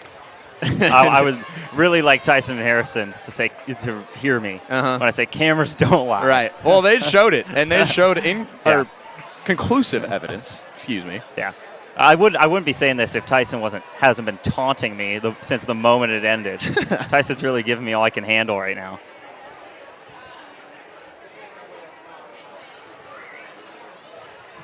Here's another 2-2 from Sandman. He fires it in there. Hamada fouls it off. Sandman. It reminds me of a Spider-Man villain, Sandman. Uh-huh. Also a great song from A$AP Rocky. But are you excited about the new Spider-Man movie? Oh, yes. Definitely. I will be there maybe sometime this weekend. Likely not. Okay. But I will be there very shortly. Hamada again turns on this to right field. That will tail just foul. Battling in the count is Hamada right now. The new Spider-Man movie did just come out. Ryland Gullard, I heard he might be the next Spider-Man. He could. Ryland Gullard, yeah. He's drawn a lot of comparisons to Tom Holland. Nothing touches Tobey Maguire I'm a Garfield man. Wow. Yep. I don't know if we can be friends. Yeah. We are Sure we simply can. we are simply coworkers. Yeah. Toby will always find a special place in my heart. Here's the payoff pitch from Sandman and gets Hamada swinging. Hamada stayed alive, but Sandman comes on top. Another scoreless affair for the Fish Sticks, and it's a 2-0 lead for Elevate Northwest going into the 6th. And boy, Tilden Sue and now Brody Sandman are dealing against the Fish Sticks today. And again, this is an offense that has scored 52 runs in 5 games before today, and they've just had no answers. Here goes the Rainier race. It's a special day for Rainier tonight. The can has won every single battle. Uh-oh. This could be a pity one. From can to bottle. I still think Can's in this race. Here comes the hawk down from Can. Oh, don't be afraid to take a large dive, Bottle. Yeah. Because that should surely win you the race. A thriller. You seem salty, Kyle. What's that about? I feel like I don't have a ton of life regrets up to this point in my young life. I regret not diving headfirst. Oh, no. You do not. You do not. I was ready to die. Yeah. I was ready to die. You regret that until the 8th inning when you're itchy and disgusting up here. Yeah, but that only lasts about an hour, and memories and wins last forever. That's true. And, film lasts forever as well, Tyson and Harrison. This is just not our day. And you know what? No. That's okay. And we're not taking it well. I don't think either of us are really taking it well, to be honest. It was the one chance we had to show off our athleticism. We get to criticize and boast players on both sides, and we both failed. Yeah. There's a swing and a miss. Hawthorne Moody now having an extended outing going into the top half of the 6th inning. Julian Gonzalez, who made a fantastic play out in left field on a relay throw that grabbed Evan Hellner at second. Now 1-1 count.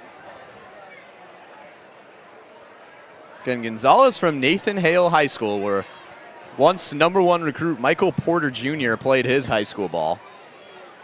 Went to O'Day High School in the Seattle area? He did. No. You know who did? Tyron Stokes. No, he went to Rainier Beach. Oh, that's right. But Palo Banquero, O'Day High School. That's true. Also Von Lowe, O'Day High School. And Nolan Hickman was AAU teammates with Paulo Banquero. Nolan Hickman in the same sentence as Paulo Nolan Hickman Banquero. is a Zag legend, and I will die on that hill. I don't think he was that good.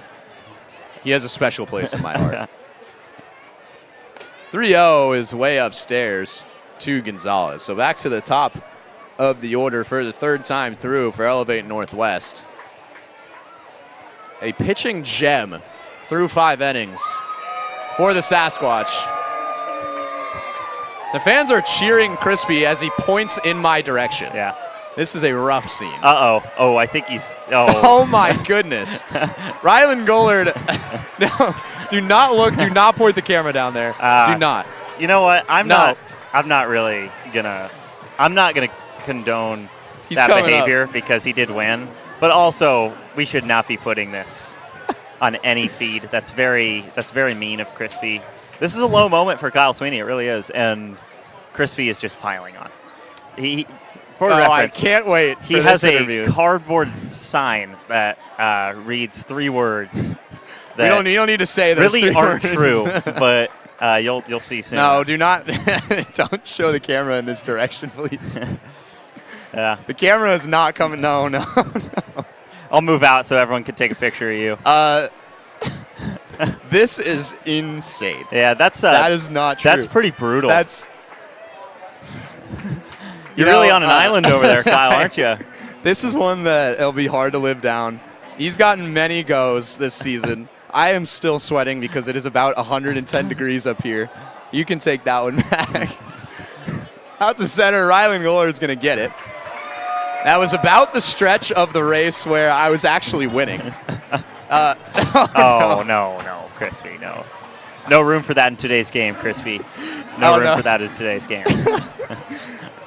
No. Yeah, he's still dirty. He's rubbing. Oh my God, he is rubbing his dirt all over. Yeah, you took a dive there. I really, I hope you enjoyed that one. That one might linger for a little bit. Yeah. There we go. Oh, that's a nice moment. Yeah, a solid piece. If only that sign didn't say Kyle is slow. Yeah. No. The camera's no. No one's read it yet. Right? 1-1 is now the count. Crispy is rubbing his dirt on me. The dirt that he fell into as he dove and his big head got across. How did you even get that? That one's fouled towards where I was warming up. Why are you asking questions? How did he acquire this cardboard? He just does stuff. I don't know how that's even possible.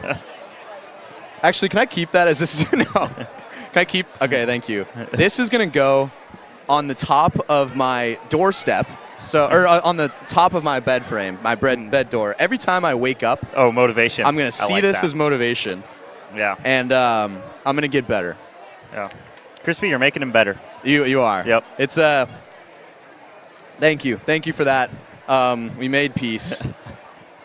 It's a rough one out here. I got to say, Tyson has not made peace with me. I'm still getting DMs from him. He is not going to let me live this one down. Out to left field, and Jackson Dulé makes the grab. Hawthorne Moody has pitched really well through 6 innings of work in his first start on the mound.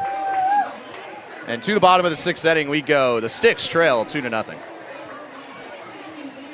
That is, what a great start for Hawthorne Moody, a guy that we've seen strictly out of the bullpen. He throws 6 innings with 1 earned run, 2 runs altogether, and he was really good that whole way. It's just a matter of the offense not being able to help him out to this point. By far the longest outing he's had this season. We saw him go anywhere from 1 inning to 4 innings at Whitman this past year. So a really versatile bullpen guy, but today gets the start. Now handing out souvenirs. Of course. I am no longer in possession of the Kyle is slow. That could end up anywhere. I hope you know that. So here we go. National Intern Day. That is Jackson, the mobile cameraman. Here's the smiling face of McConna. There's Connor Lee. On his phone, shocker. On his phone. There's Oni, and then Tyson, and then Harrison from front to back, and then there's us. Who is that? Angus on the left, me on the right. That was pre-disappointment. And the smiles have faded. They really have. It's become a very somber broadcast booth. But we are past it. It is now the humongous bottom of the 6th inning. It has now been 2 innings since then. And here we go. We've also got more intern races to come. Oh, yeah. Connor, McConna, and Jackson will be going at it in the pony hop at the end of the 7th inning. Oh, my goodness. I could not be more excited for that. That's going to be fun stuff. The pony hop has introduced us to some classic moments this season. But before then, Becca Turnbow, JT Hardy, and Kai Schweitz are due up. The Fish Sticks offense, which has averaged north of 10 runs in their 5-game winning streak coming into this game, has been stifled. And a new pitcher is on for Elevate Northwest. Sandman. No, that's Sandman. Sandman is still on the mound. Your wires are twisted because you were gone for this, but that is Brody Sandman. Brody Sandman, excuse me. Mm-hmm. Yes, I was still reeling by the time Brody Sandman came to the mound. Becca Turnbow takes a look at that one up in the zone. It's now a 2-0 count. Turnbow struck out swinging back in the 2nd. Ryder Peterson's operating the camera. There's McConna on the left, Connor on the right. Real shocker. Connor is rolling away. Turnbow takes a big hack on a 2-0 count for strike 1. Turnbow has been so hot down the stretch of the season. Elevated his batting average north of 320. That one's upstairs for ball 3. And at some point, if you're the Fish Sticks, you just need base runners in this game because outside of that 2nd inning, the Sticks have gone down quietly all night. They had real trouble rising for Elevate Northwest back in the second inning as Turnbow forces the walk. Second and third with nobody gone, and then Tilden Sioux fired in 3 straight Ks to end the second, and since then, nothing. Evan Hellner finally put a ball in play for the first time since then and was gunned down on a relay throw from left field trying to get to second base. And Evan Hellner is still the only guy with a hit in this Fish Sticks lineup tonight. Outside of that, it's been a collection of strikeouts, walks, and whatever outs you want to fill in. 2 walks, 2 hits for the Fish Sticks today. They had 15 hits the last time they met up with this team in late June. It's been night and day from that first meeting. It really has. And all the credit goes to Tilden Sioux and Brody Sampman right now. 0-1 count to JT Hardy, who also struck out back in the third as he fouls that off. He's behind 0-2. At one point, Tilden Sioux had fanned 5 straight batters in the second inning and into the third.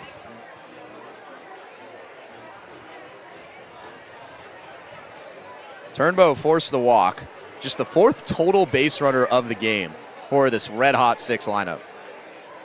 Turnbow's taken off, but he was picked off. Can he beat out the throw? He can. Santman had him, and Turnbow escaped. And he's on second base with nobody on. This is a really close play because it was a really good tag over there by Zach Daniel at short, right on the helmet. That is bang, bang. It probably could have gone either way with an argument, but Turnbow gets the call, runner in scoring position, which, I mean, the Fish Sticks have not had too many of tonight. You have to capitalize here if you're DubSea.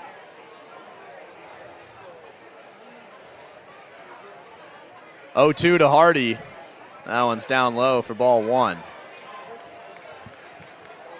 That's Turnbow's 8th stolen base now of the year. He's 8 for 9 on stolen bases, the most effective man on the base paths this year for the Sticks.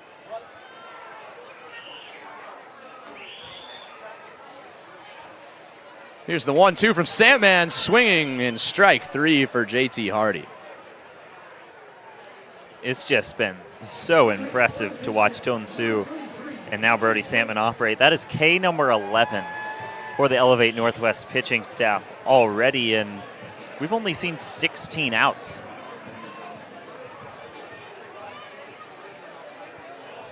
Kai Schweitz in his first game as a batter. He's 0 for 1 tonight. Swinging on the first pitch, right back to Sandman. Turnbow's going to advance to third base. But quickly, that's out number 2. Turnbow's only able to get to third now with 2 gone. Noah Kung up, and I said it already, but the Fish Sticks need to capitalize just to put a little bit of a thought into this Elevate Northwest pitching staff, because right now they are just working so well. But with a runner 90 feet away, you got to bring him home and get on the board here. Noah Kung is showing bunt with 2 gone. No intention, clearly. I mean, he instantly pulled back as it was ball 1, but 2 down, runner on third. No good reason to lay down a bunt right here.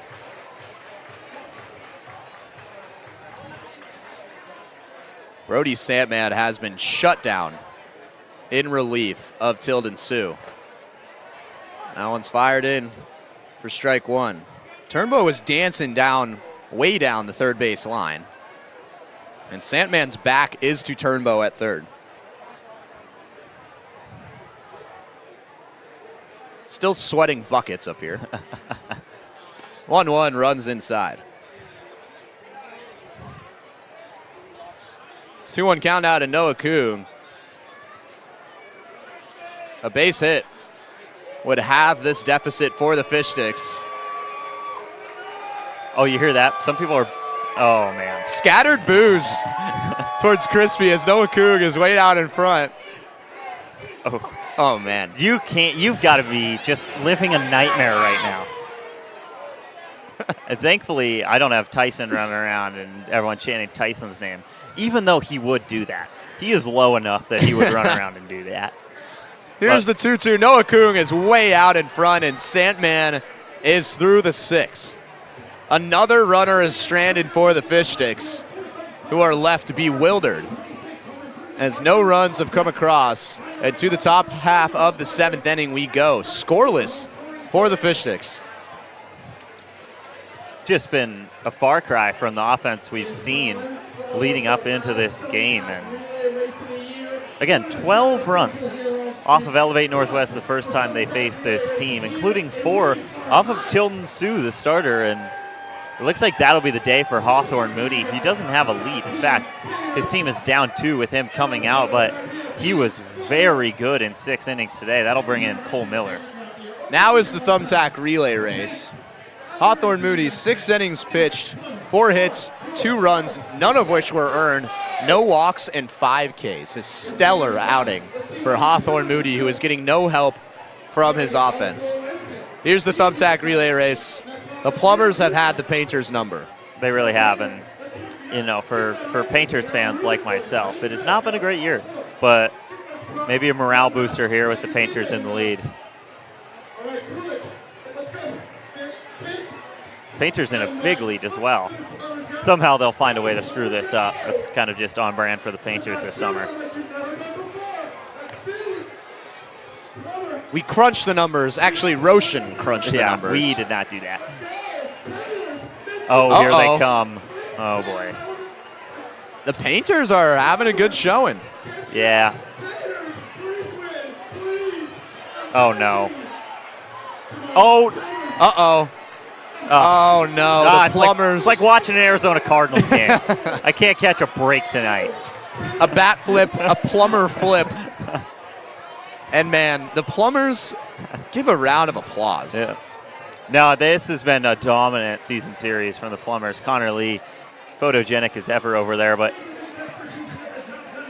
I mean, dominant. And just like Elevate's Northwest's pitchers today, the Plumbers have been dominant.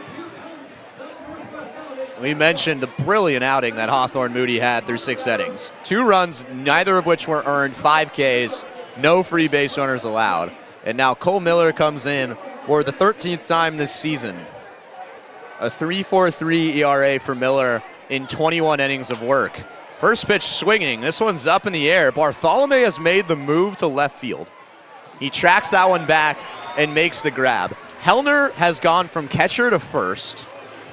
JT Hardy is now behind the plate. And Braden Bartholomew, we've seen him in right field once. And now he's in left field. That takes Jackson Dule out of the game. Also, Rodrigo Montano, or I believe that's Riley Sonoy. I beg your pardon. He's in right field now.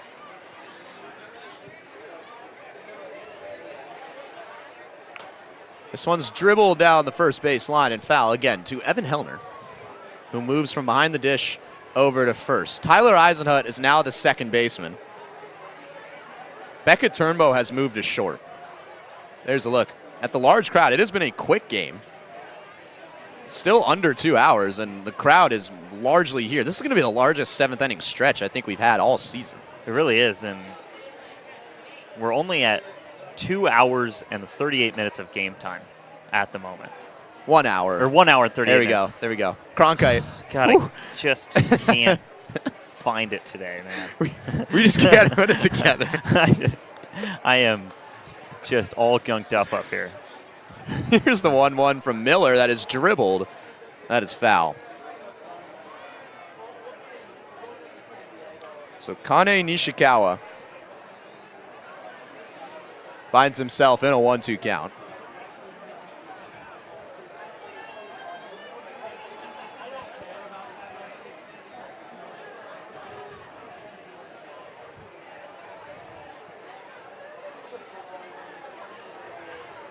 Here's a 1-2 count. This one's dribbled down towards the Fish Sticks dugout and foul.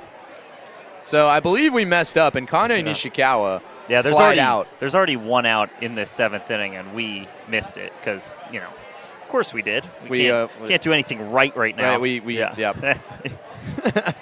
It was out to Bartholomew and left. It was. And we were talking about all the positions, and we forgot to score it. So this is Jacob Flores. Mm-hmm. Oui. The crew behind the scenes had it right. Yes, thank you. And Kane Nishikawa was 2 for 2 to that point. And almost was, I mean, he was at the track on that one. Again, the burger batter curse continues. It has been a rough go for us choosing the burger batter. Anyone on Elevate Northwest, we could just pinpoint, and we'll have a multi-hit game tomorrow. Again, this is Jacob Flores at the plate right now, and it looks like he'll be out. Evan Hellner just touches the bag for the second out of the inning. A lot of confusion there. Now Ethan Swallam is up to the plate with 2 down. Cole Miller following in Hawthorne Moody's footsteps, and is efficient through 2/3 of an inning. Yeah, and that confusion can only be tagged on 2 people, and those are us. But Cole Miller, a couple outs quickly here in the 7th, and kind of just picking up where Hawthorne Moody left off with efficient outs. It's just been an even better display on the other side for Elevate Northwest. That one's fired in to Swallam for strike 1. We do still have 2 first-team all-namers. Now, we don't want to force it as Swallam fouls that back. I enjoy the last name Swallam. It's an interesting, unique It's just one. funny. It is. I don't think he's first team. I would agree. Just throwing it out there. Yeah. I think we do need to have a conversation about another guy in the lineup, though. Oh. Ashton Bergman. That just rolls. It does. It does. And also, I would argue that we need another fish stick. We only have one right now. It's true. Atticus Stanfield. And we just need to look through. I think we've just seen them too often. We've kind of become desensitized, but that's a heck of an inning from Cole Miller. Cole Miller fans Swallam. 1-2-3 for Miller, giving the Sticks an opportunity to come around at the dish. And to the 7th inning stretch we go here at the Friar. Wendy's went back to the kitchen to give our famous spicy chicken sandwich a total upgrade. More crunch, more flavor, with heat that just hits. Is this our best spicy chicken ever? Looks like a yes to me. Spicy chicken just got better at Wendy's. They always say, think happy thoughts. It's easy when you're a Wendy's Cookie Dough Frosty Fusion. I'm an instant dopamine hit. Get it? Dope-amine? Like cookie dough. I said like cookie dough! Happiness is a Cookie Dough Frosty Fusion at Wendy's.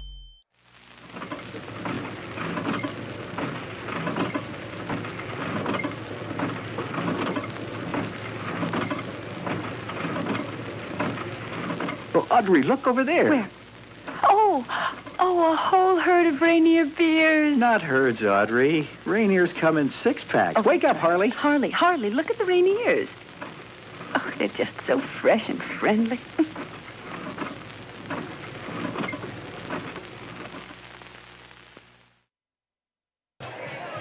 Seventh inning stretch has come and gone here at the Friar, and the Sticks have yet to put a run on the scoreboard in front of a packed crowd. It has been an awesome atmosphere.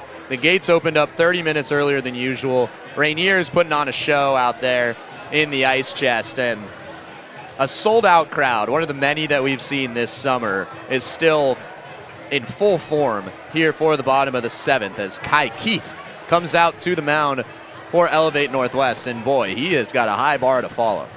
Yeah, Tilden Sue and Brody Santman, 2 of the best pitching performances we've seen from anyone here at the Friar all year, and in a game that's just been speedy the whole way through, including on Kyle and Crispy's end. But Thank you. We've got a alternative opinion. Yes. Someone is Thank a you, sir. Kyle truther. Someone in the stands just came up and said that I won the race, and he is absolutely regretting. Listen, if you won the race, I'd be as happy for you as anyone. Thank you. You lost the race. I would also like to discuss something Yeah. that my dad just reminded me of that I honestly completely forgot to say because it would have come off as an excuse. But in consecutive years, 2 and 3 years ago, here we go with the knee surgery. I had ankle surgeries on both my left and right ankles. There's the montage again. It was a big lead, man. Yeah. I had it. My left and right ankles there. Yeah, that's great. You know what? Act like you've been there before and you'll do it again, right? Yep. There you go. And it's one I'll have to take on the chin for the time being. That's all right. Back to the lab we go. New pitcher for the Sasquatch, Kai Keith, comes into this game. Keith did throw, as did Tilden Sue, in the first meeting about a month ago. So back to the top of the lineup with Rylan Gullard. Gullard is 0 for 2 tonight. That one is fired in there, catches a part of the plate for strike 2. Gullard entered this game with 8 hits in his last 3 games. 4 hits on Saturday, 2 on Sunday, including the walk-off hit, and then 2 on Tuesday. That one dips outside for ball 1. 2 strike counts are really where Ryland Gullard thrive, but Sasquatch have had his number, as they've had with the entire lineup outside of Evan Hellner today. This team has 2 hits and 2 walks through 6 innings. Gullard and Dulé and Bartholomew are due up. Jackson Dulay's day is over, so he will be pinch hit for. I believe Dulé is Actually, still he is in still the lineup. in. So 10-man lineup for the Fish Sticks opens up a lot of possibilities, and one of those is the EH, the dreaded EH in that lineup card as Gullard flies that to right field. But Dulé will stay in the game in the lineup. Long battle, and on the payoff pitch, Gullard flies out to right. Gullard has not been able to get it going in this game, but neither has the rest of the Fish Sticks lineup.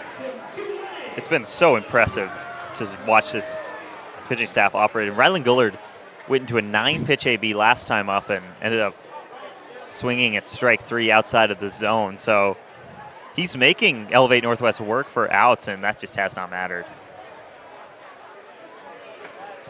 So Dulé takes a look at that ball low in the zone. Dulé really likes to swing on pitches in the bottom half of the zone.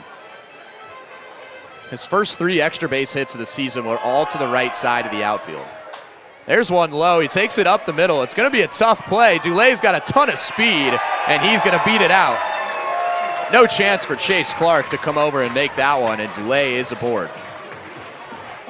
First guy not named Evan Hellner to have a hit in this game, and that's just the speed of Jackson Dulé on display. Not his hardest hit ball of the summer, but not even a close play at first with him just blazing down the line. And Braden Bartholomew went yard against Elevate Northwest a month ago, and boy, a home run would put a jolt into this crowd right now, but you just need him to get on base if you're the Sticks.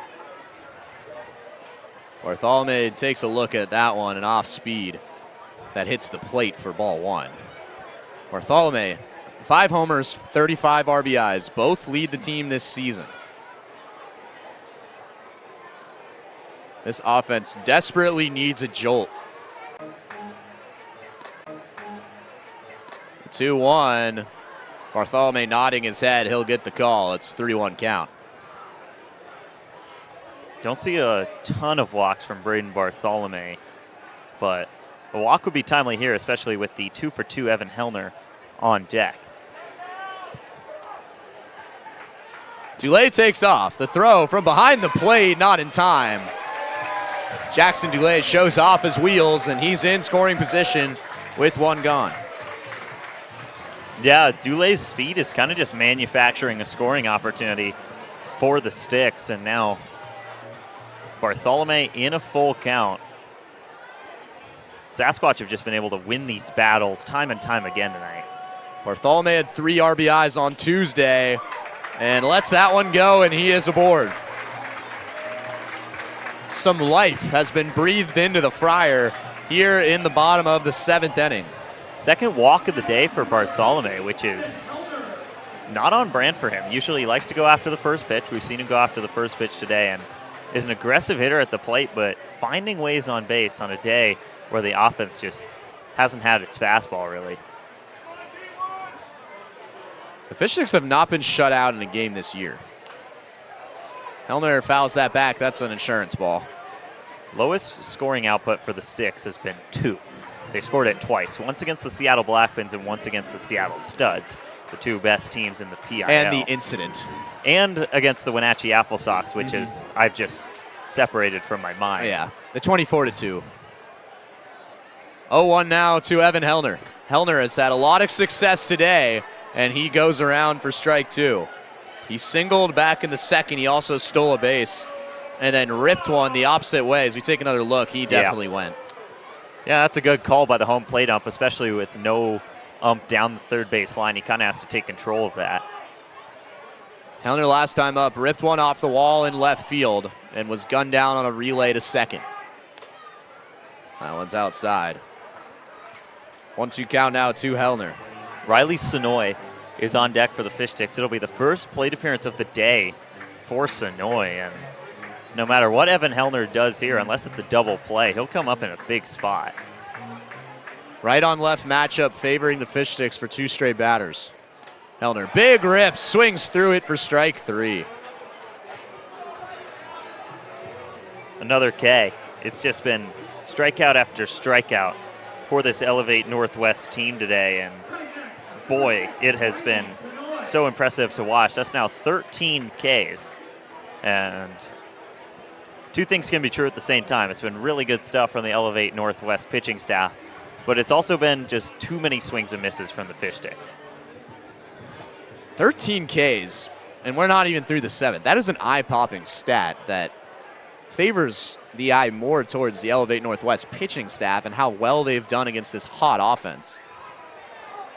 As Riley Sonoy takes a look at strike 1.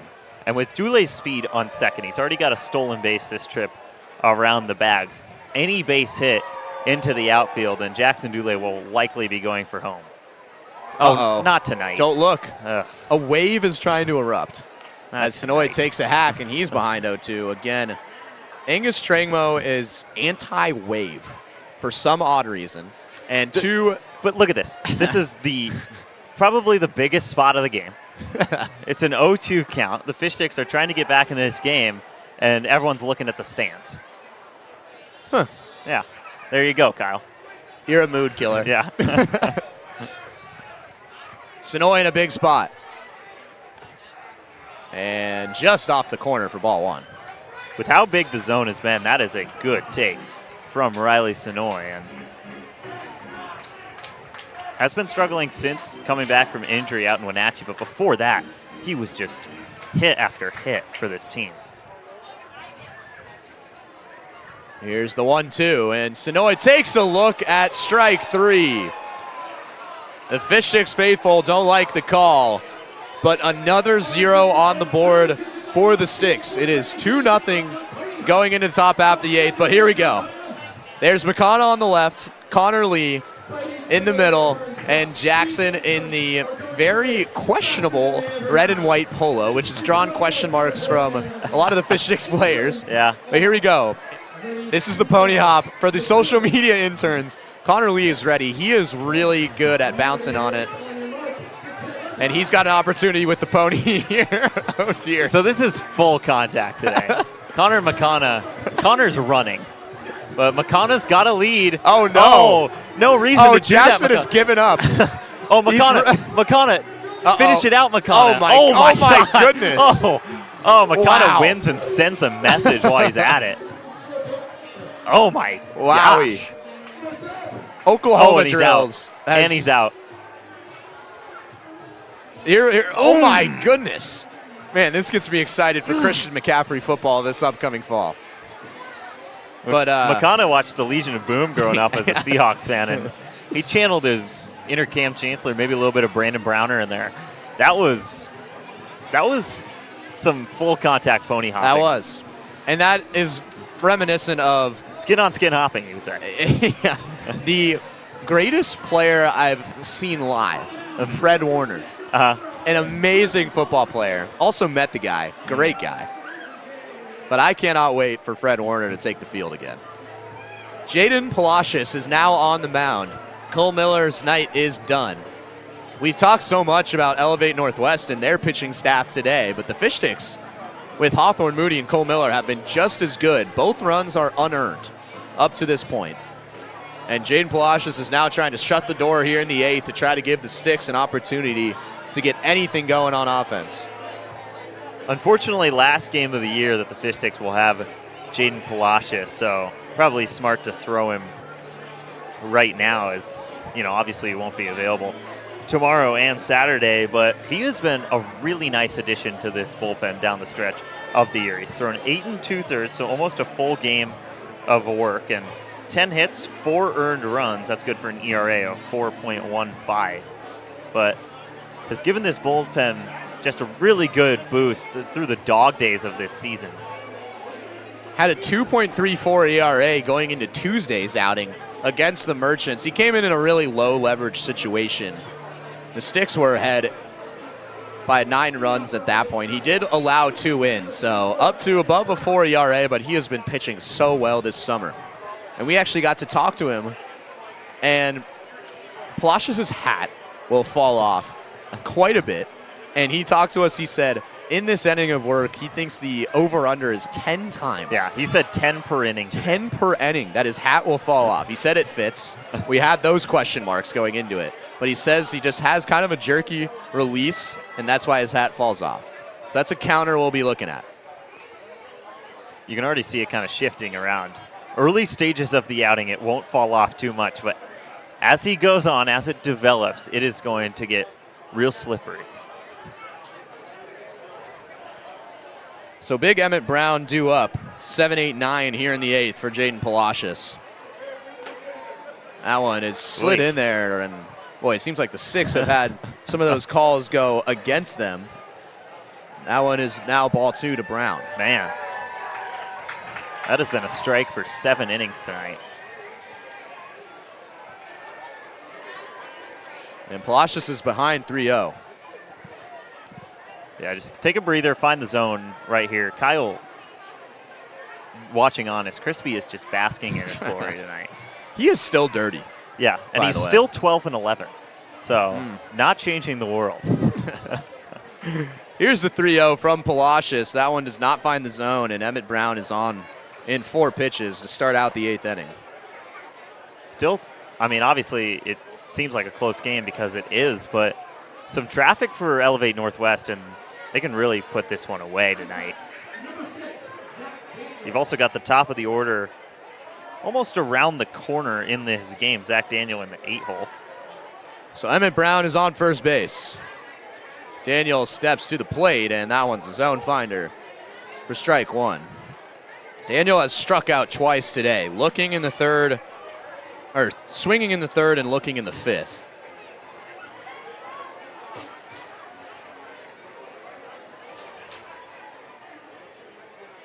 Here's the 0-1. Palacios fires it in, and Daniel's way late.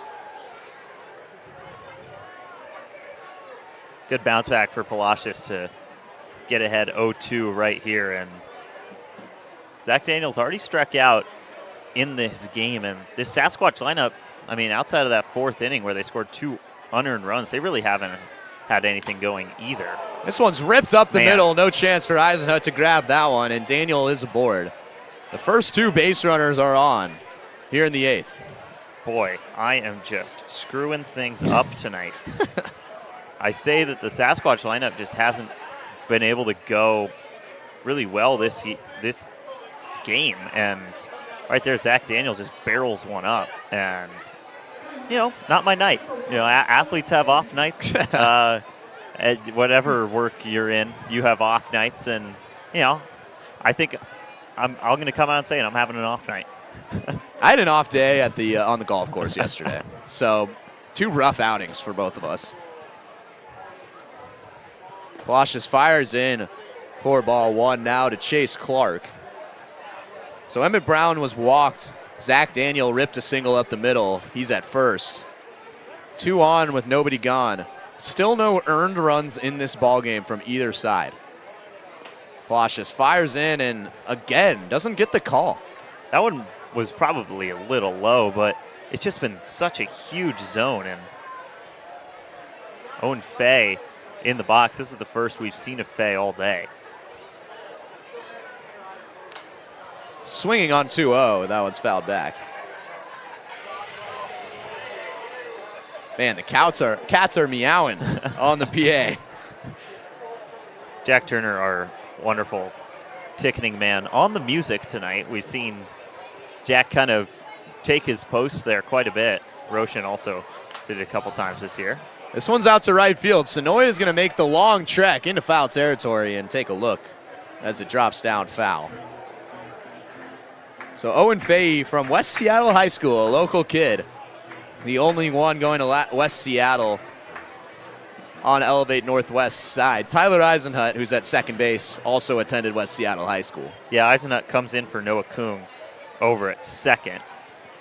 Here's the 2-2. This one could be two. Turnbow is just going to get the runner at first and does get Fahey in time. It took kind of an awkward bounce on the turf, and Turnbow collects himself before firing over to future New Mexico State teammate Evan Hellner for out number 1.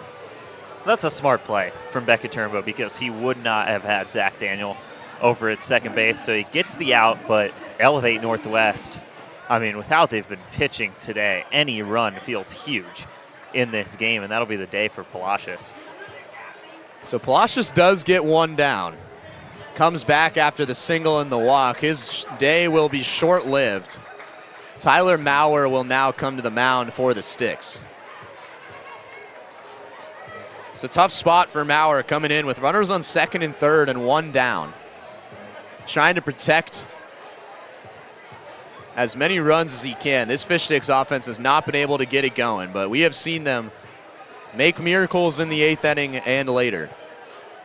Yeah, the 8th inning is kind of just when this team has been able to produce some magic this year. We saw it against the Seattle Studs. We saw it against the Seattle Blackfins. We saw it against the Northwest Honkers. We saw it against the Everett Merchants, albeit they did end up losing that game. But it's just been the weirdest thing that this team knows how to score in the 8th inning. They did it to the Redmond Dudes as well. So they have shown off their 8th inning muscles, if you want to put it that way, to every team in the PIL.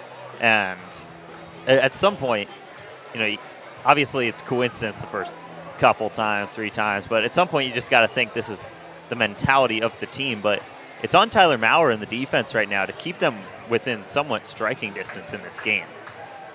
This will be Maurer's 6th appearance. He was a late addition to this team. He's gone 6 innings, has lit up 3 earned, and struck out 4. But has been in a high leverage situation like this one before. He came in the top of the 9th, protecting a 1-run lead and got the first 2 outs of the inning before Finn Still finished the job. Maurer's got runners on second and third, which are held responsible by Jaden Palacios, who exits after facing the minimum in 3 batters. So it's the big righty on right matchup right now with Trey Davies at the bottom of the order, the 10-hole hitter for Elevate Northwest. The Fish Sticks have a 5-game winning streak on the line right now.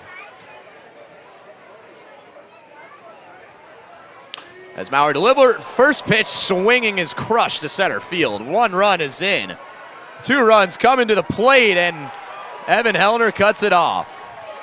Trey Davies, first pitch swinging. He plates 2 more off of Tyler Maurer, and the Sticks find themselves in a 4-0 deficit. All it takes is 1 pitch, and Trey Davies got his. I mean, kind of over the heart of the plate, and Davies not scared to go after the first offering. That is barreled up the middle, and not only does Elevate Northwest have the lead, they've got breathing room now. To the top of the order, a delayed steal by Davies, and now he's going to get to third base from the throw from Hardy. Unless Rylan Gullard has something to say about it. He guns down Davies at third, and there are 2 gone. What a heads-up play from Gullard. Such a good defender out there, and we don't get to see the gun from him very often, but that is just a perfect throw on the hop and a really nice play from Alex Hamada to field that ball, put the tag in the perfect spot, but that's all Gullard in center. Now Maurer working with 2 down and nobody on. A single from Trey Davies, the 10-hole hitter, plates 2, and Elevate Northwest has a 4-run cushion now going into the bottom half of the 8th. This inning is still not over. Back to the top of the order with Gonzalez. Gonzalez is 0 for 3 tonight. He's also made some great plays out in left field, including getting to a ball off the wall from Evan Hellner and firing in a throw to get Hellner at second base. Out to center field. Gullard waits under it and finally gets to it for out number 3. The Fish Sticks now an uphill battle going into the bottom of the 8th. We have seen crazier things happen this summer. Do the Sticks have more magic in them? We will find out after the break. Once upon a home in the Issaquah Highlands, the Parkers used Thumbtack for a new kitchen island. Now the pizza is cooking and the kids are excited. Thank goodness for Thumbtack and all it provided. Start your home story on Thumbtack.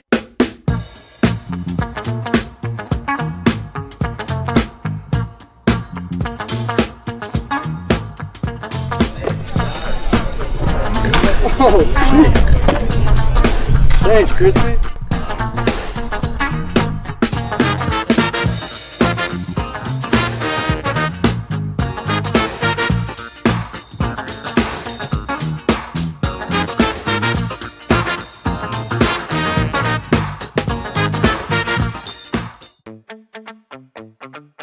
You ever wonder how Crispy gets to the fryer for games?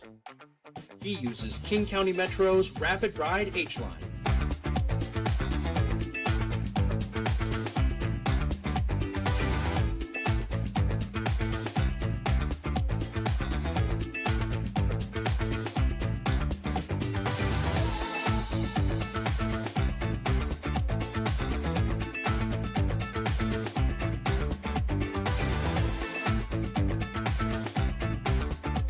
King County Metro, the official commute of your DubSea Fish Sticks.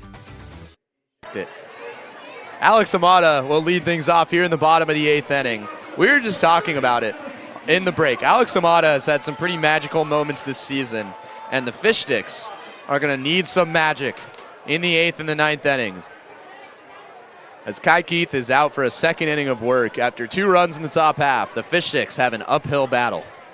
And it's going to need to be the bottom of the lineup that gets this going for the Sticks if they want to do it in the 8th. But the 8th inning has been very kind to this team. We mentioned it a little bit in the top half, but they scored 3 runs in the 8th to take a 9-8 lead on the Seattle Suds. They scored 2 runs in the 8th to take a 9-8 lead on the Seattle Blackfins. They scored 4 runs in the 8th to tie up the Everett Merchants 5-5. They scored 5 runs in the 8th to take a 7-6 lead on the Northwest Honkers, and they scored 6 runs in the 8th to just blow by the Redmond Dudes in a 14-6 win.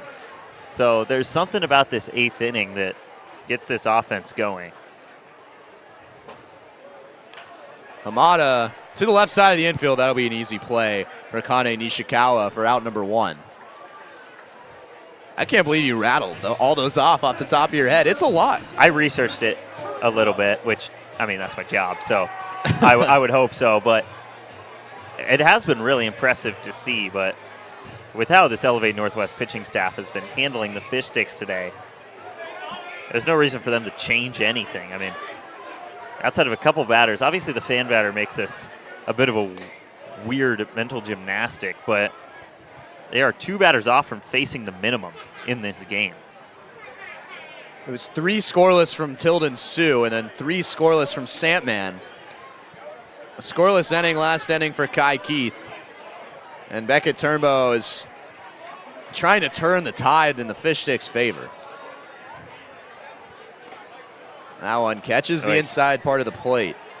Now a 1-1 count to Beckett Turnbow. Yeah, and Turnbow's just asking, where'd that catch the zone? Because we saw a similar offering from Palacios get called for a ball. And Turnbow's a pitcher himself, so he knows what he's looking for in a strike zone. 2-1 count now to Turnbow with 1 gone.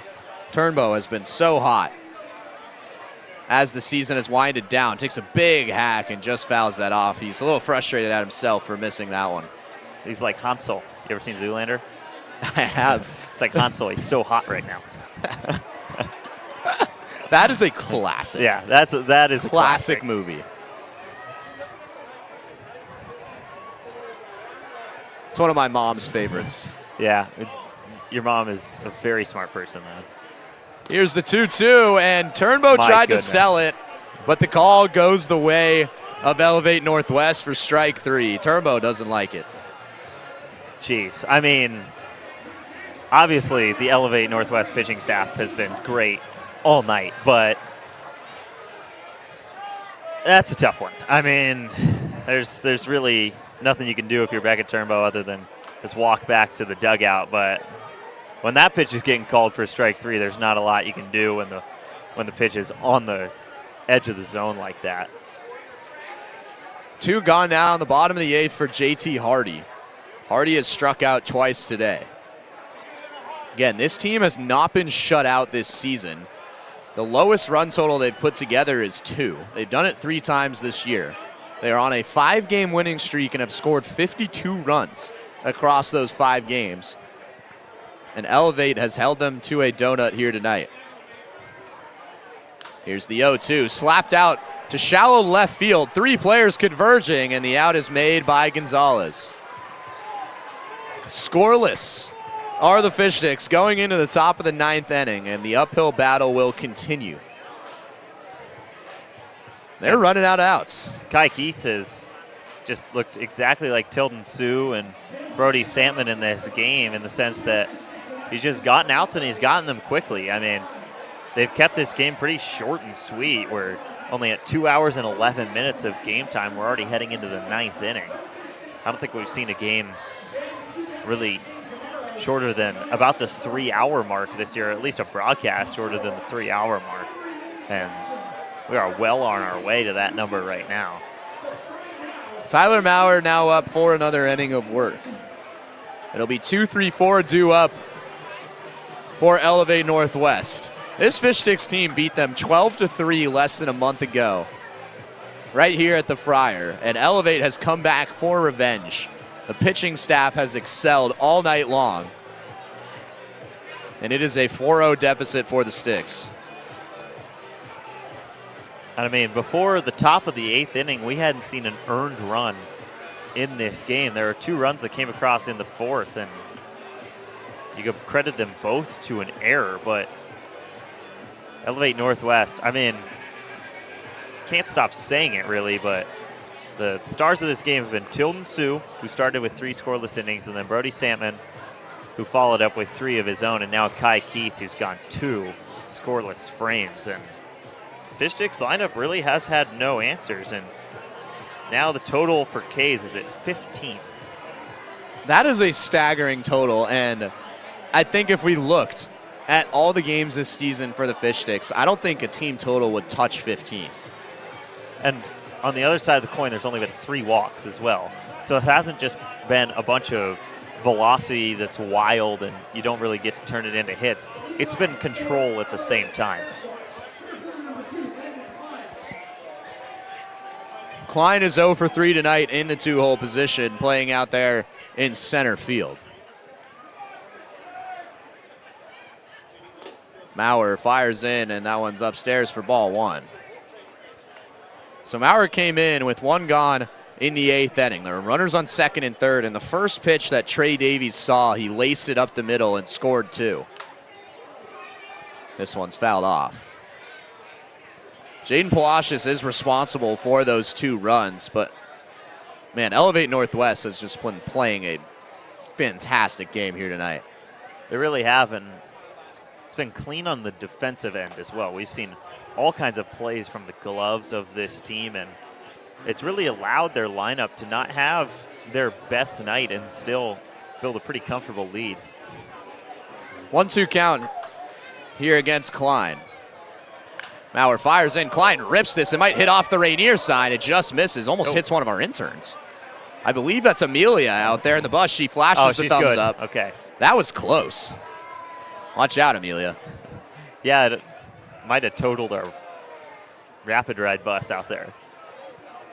We did see the 2 buses collide last home game. That one not finding the strike zone. Again, that is something that Fish Sticks hitters have seen called strikes. That pitch pretty close. Here we go on the 2-2. And out and away for ball 3. Can't lose this leadoff runner if you're Maurer, because Fish Sticks right now, you just got to keep this team within striking distance. The payoff to left field, and that'll get through for a base hit. Landon Klein is aboard. Beckett Turnbow is running over to try to grab it, and he couldn't. What an at-bat from Landon Klein, and this team, that's just what they've been doing here tonight. Yeah, I mean, it's kind of sucked the air out of the place in a sense on a night where there are so many people in the stands and there was so much going on at the stadium. Elevate Northwest has just kept a lid on this crowd the whole way through. First pitch swinging is Ashton Bregman. Beckett Turnbow is going to camp under it, and he will not be able to make the play. And now sprinting towards second base and gunned down is Landon Klein. Deep breath from Beckett Turnbow. Watch this. Gets away from him. That's Maurer, the pitcher, who goes and flips it to second base, and Klein almost got there. Wait, that's a really nice play from Maurer to have the state of mind to just read the bounce and then flip it on over to Tyler Eisenhut, who's got a nice stretch over at second, and that whole thing will go down as a fielder's choice. This one's ripped to Alex Hamada. Man, that was blazing off of the bat of Kane Nishikawa. Again, the burger batter. We said it before the game. We choose the burger batter every game, and now 3 straight times the burger batter has had 3 or more hits. As Kane Nishikawa, that will go down as a hit. I'm speechless. Boy, who picked that? The last 4 burger batters, 3 of them have had 3-hit games, and one of them, Alex Chamberlain, for the Honkers, pimped a grand slam. That one's fouled off. And possibly the farthest ball we've seen hit at the Friar this year. Yeah, I mean, it almost makes you think we should make someone on our team the burger batter tomorrow night. You know? I think you could grab my little brother Brett Ryan Sweeney out of Denver, put him at the plate, make him the burger batter, and he would hit a grand slam. Did he ever play baseball? He did. Oh, that's good. But that's all going to come right back the moment he hears he's the Dick's burger batter.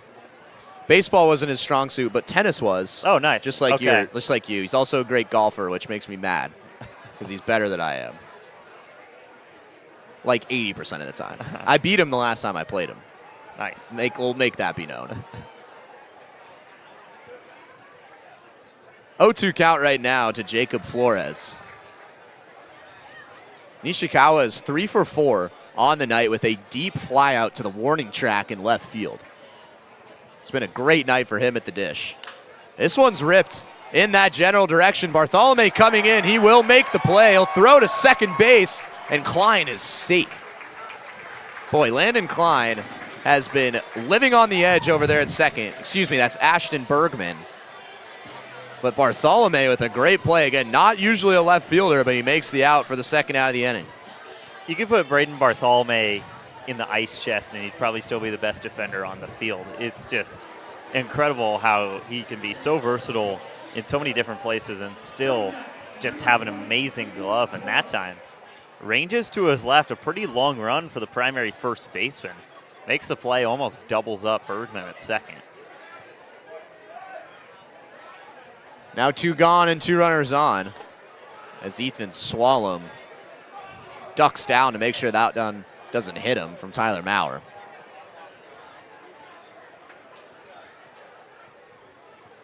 Last day for the frozen jerseys here at the Friar in 2026. But it has been all Elevate Northwest. A double steal is on. Hardy guns it over to third, and Bregman slides in safely. Both runners now advance at second and third with 2 gone, and Swallow has an opportunity to really give the Fish Sticks a hard time in the bottom of the 9th. Yeah, that pitch hops in, and Hardy reads the short hop really well, but the throw to Hamada just runs him into foul territory. That one slides outside. It's a 3-0 count.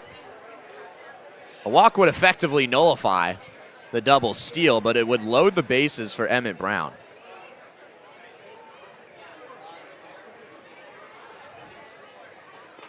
3-0 misses, and the bases are now juiced, and Brown has a real opportunity to put this game away. 2 in the 4th and then 2 in the 8th, and more traffic here in the 9th. So the Sasquatch have given themselves some breathing room at the plate and can really put a bow on what has been such a good performance with the big swing right here. 2 gone, bases loaded. That one's in the zone from Maurer for strike 1. Brown is 0 for 2 tonight.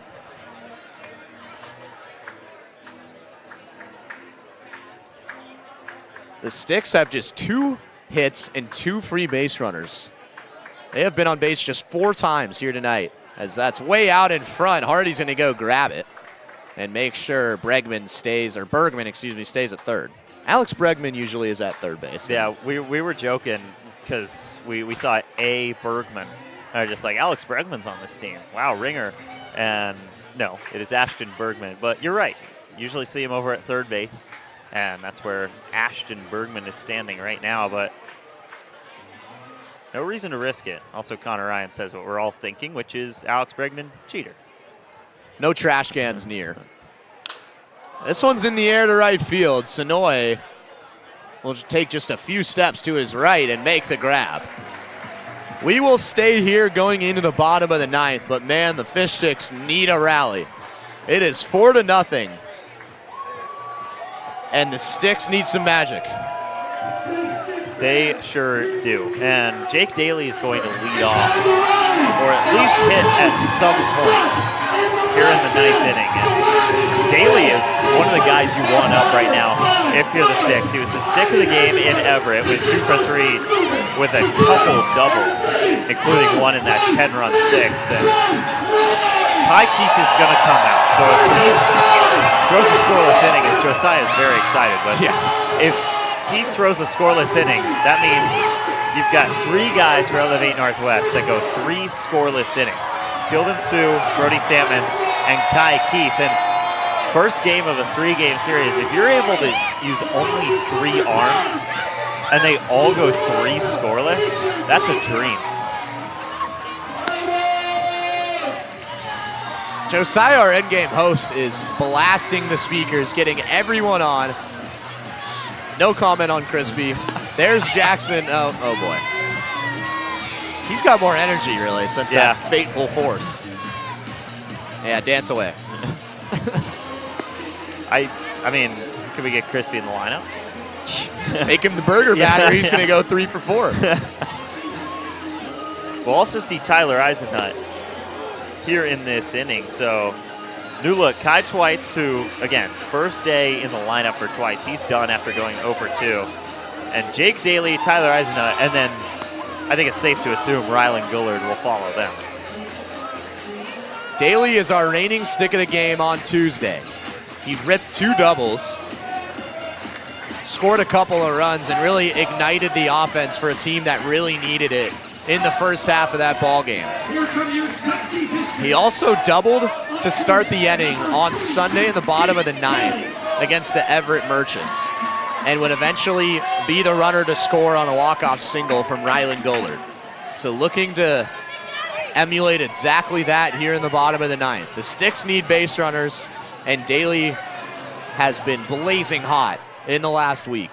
And I mean, with how quick this game is, this is a pretty solid crowd for the 9th inning based on what we've seen this summer, but one swing can really get this crowd back into the game. Daly takes a look at ball 1. Rally caps are on. Few and far between, but they are on here at the Friar. That one's in there for strike 1 to Daly. Ripped a double to left center field in the 5th inning up at Funko Field. Would come around to score on a double from Hamada. That was the first run of the game. He's late to that one, and it's 1-2. Daly also took that double in the 9th inning on Sunday for a ride down the right field line. It actually hit the white chalk in right on his way to that leadoff double.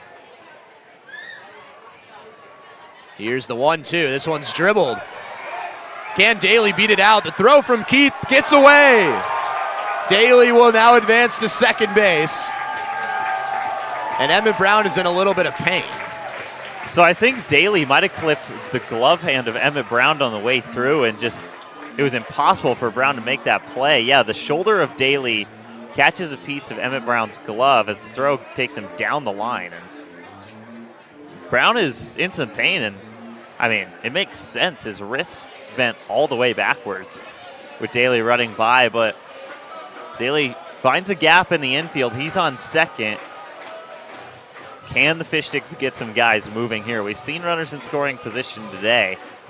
Sticks have just not been able to capitalize to this point, but you've got the top of the order coming up as well. Rylan Gullard is in the on-deck circle. Braden Bartholomew is hitting third today, and then you've got Evan Hellner, who's got a multi-hit game as well right after him.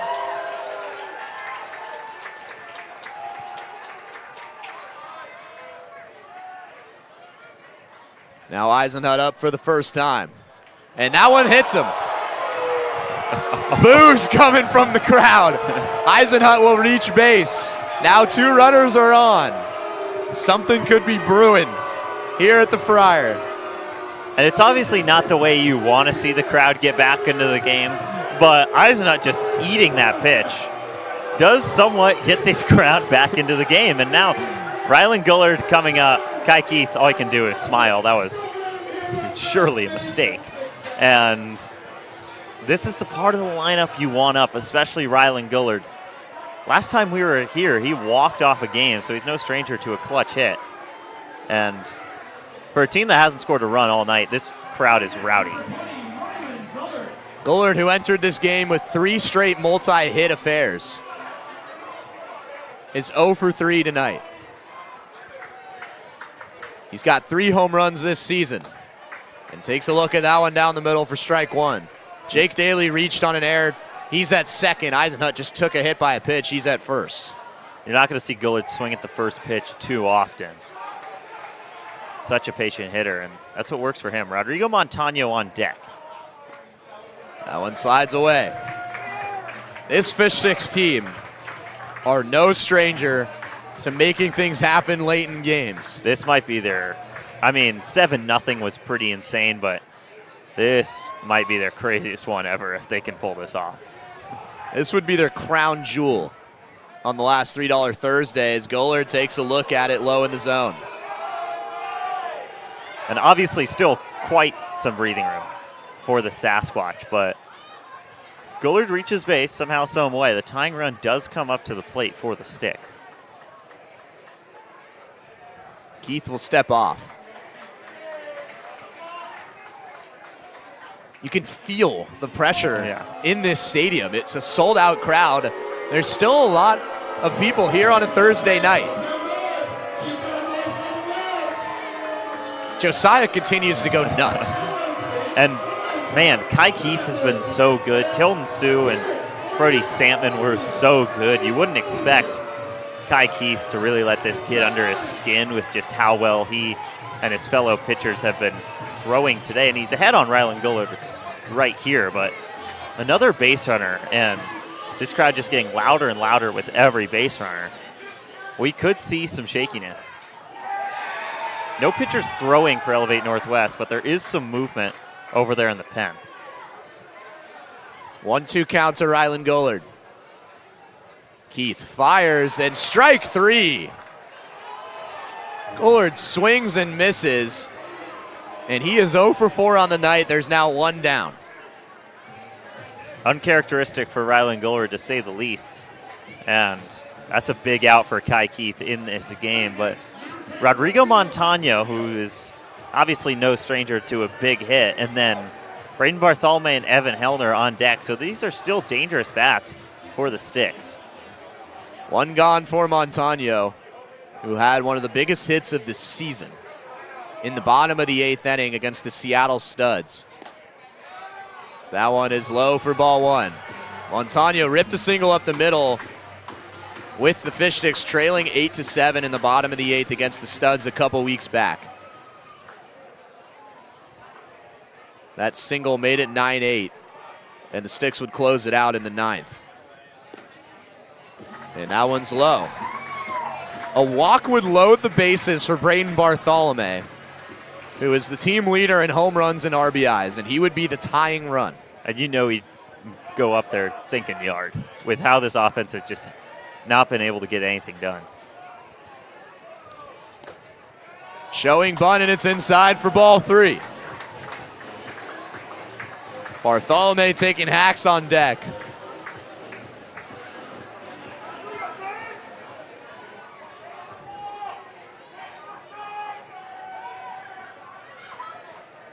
Keith delivers, and that is his own finder for strike one. Still a hitter's count, though, for Montano with one down. I still think Montano really has no reason to swing right here. Ahead in the count, and Kai Keith still got to come to him. Here's the 3-1 from Keith, and that is low for ball four. The Sticks have loaded the bases, and Braden Bartholomew, the tying run in this ball game, will be coming up. Bartholomew's got 5 homers. He's got 35 RBIs this year. Both of those lead this team. This crowd is now fully into it. Josiah's still losing his marbles. And wow, the tension in this stadium is unlike something I felt in in the Friar the entire summer. You would never guess that it's a 4-run game. You really wouldn't. And Braden Bartholomew, I'm not sure how many of these people at the Friar know this, but Braden Bartholomew, if you're looking for one swing to tie this game, this is the guy you want up. He loves that pull side to left field. It's a pretty short porch out there. He is facing a righty right here. So advantage Elevate Northwest in that regard. Bartholomew's got the bases loaded with one gone. First pitch, doesn't like it, lets it go. It's ball one. You're not going to see Bartholomew take the first pitch that often, and maybe an extended take sign right here for the Sticks after a walk of Montano. The 1-0 from Keith again runs in. He walked Montano at first. He hit Eisenhut, who's at second, and Jake Daly at third reached on an error. The Sticks are riding a 5-game winning streak. Have manufactured just nothing in this ball game. And that goes away for ball 3.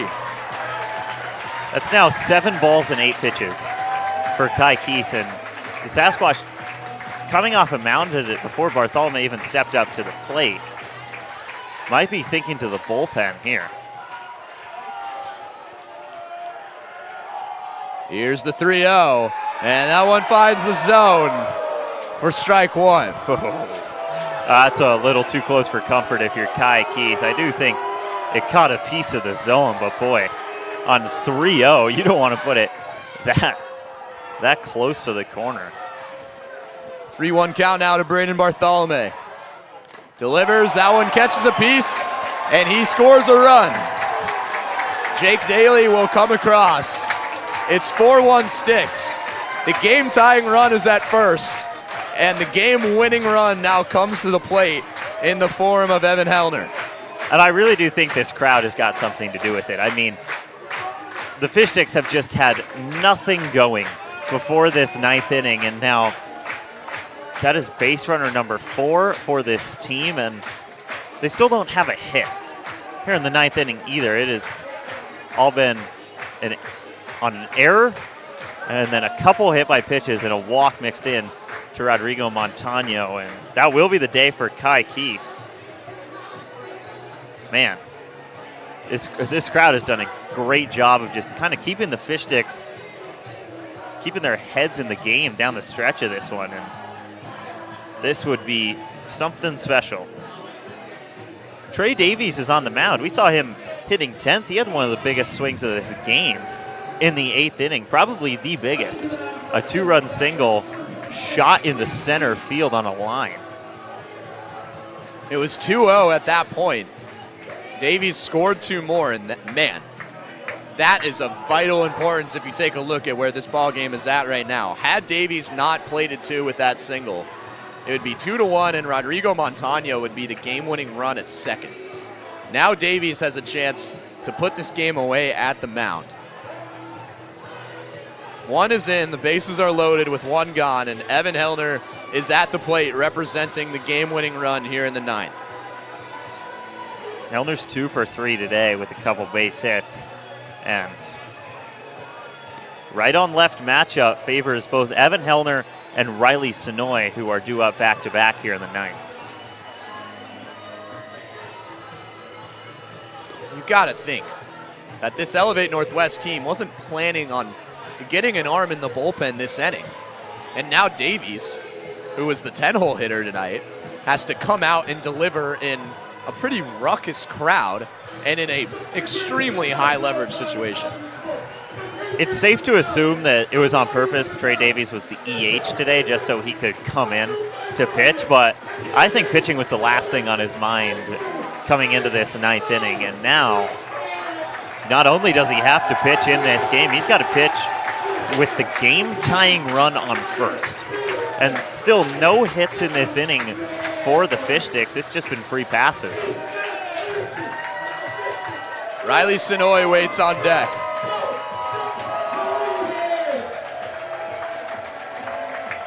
The tying run at first has got speed.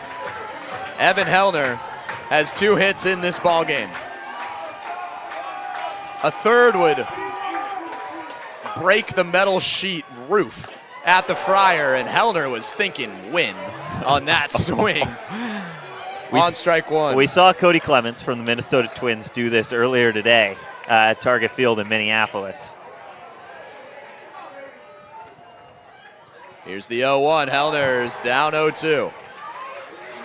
Hellner has launched one over the fence this summer. It was a long time ago. It was in the 3rd game of the year.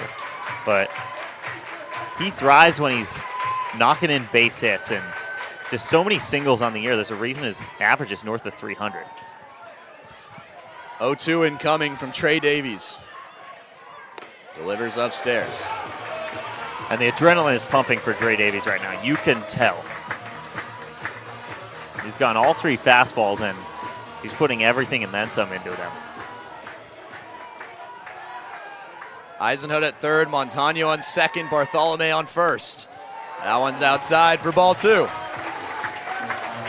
It's so important that both Davies and Hellner are composed right here, because all of a sudden this has turned into a very high-stress situation in a game that has been a slow mover. 2-2 count now to Evan Hellner. Hellner, another big swing and an insurance ball straight back. Ooh, that hit a guard. Oh boy. Square in the windshield.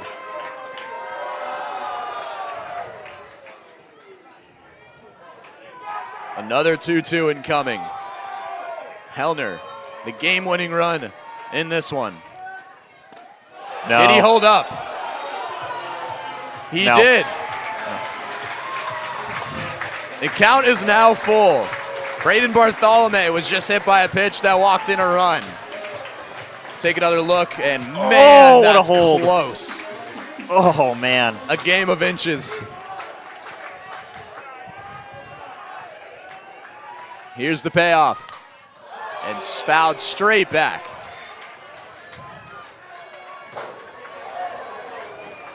You can feel it in the crowd. Yeah, you could cut it with a knife. I mean, there's just been no life for this Fish Sticks team that I think the moment they started moving runners around, this crowd was just so excited to see it. That's what's created this atmosphere in a 3-run game.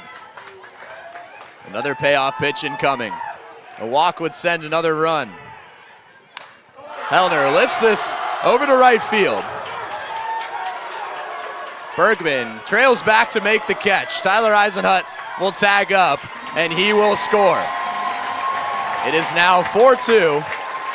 Bartholome was forced to stay at first base, so it's first and third with 2 gone, and a 4-2 ball game.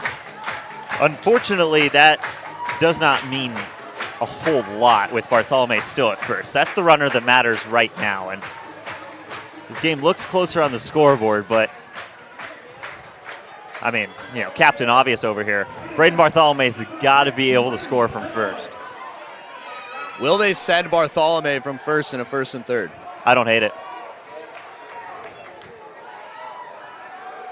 Riley Sonoy steps to the dish. Huge swing and a miss on strike 1. Sonoy has struggled since his return from a groin injury. He was hitting so well up to that point.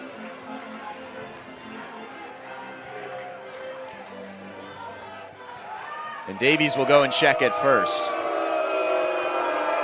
It's the loudest boos we've heard on a pickoff move all summer.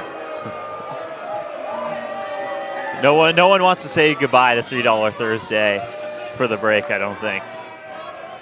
The last one of the season. The third to last game of the year. Bartholomew stays put. And that one's outside for ball one. That's a big take from Sonoy right there. And Alex Amata on deck, no stranger to a big hit. And he's been so good as of late.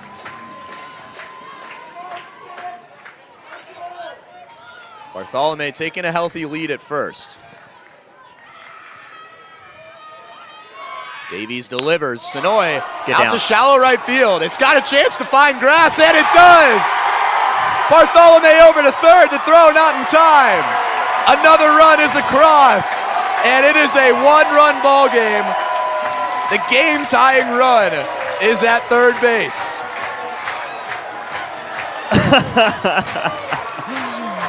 You can't make this up. Riley Sonoy, not the greatest contact ever, and it just finds the triangle out there. Good jump from Bartholomew with 2 down, and he's now on third base. Just any kind of hit from Alex Amata right here, and we have a tie ball game. Head coach Marklin is going to talk things over. The game-tying run at third, the game-winning run at first. This game is madness in the 9th inning. It was 4-0 going into the 9th. The Fish Sticks, who are no stranger to magic this year, have somehow found more. It's 4-3 with 2 outs in the bottom of the 9th inning. Riley Sonoy bloops a single into shallow right field. Rodrigo Montano comes around to score. Bartholomew gets to third. And now Alex Amata will be replaced. It's Will Cooley, who was a late scratch in the starting lineup in this game, that's going to come out. Will Cooley, this is a fun story. Will Cooley led off in the lineup for Elevate Northwest the last time they were here, about a month ago. He was the leadoff hitter. Joined the Fish Sticks about 3 weeks ago when they went down to face the Marionberry. He's going to go play his college ball at Gonzaga, and man, what an opportunity this is for Cooley. Against his former team, he's got a chance to tie it or maybe even give the Fish Sticks just a miraculous, improbable win. Cooley's played in 10 games this season. He's hitting .375 with a .444 on-base percentage. 11 of his 12 hits this year have been singles. He's plated 4. And he will come in for Alex Amata. Amata has delivered in this situation before this season. He's got a walk-off hit, and he has been hot. And they've also got the righty on lefty matchup with Cooley as well. They did have that with Alex Amata, so no real bad option. Game-tying run at third. The game-winning run at first. 2 down in the bottom of the 9th. Cooley takes a look at ball one. Becca Turnbow is on deck.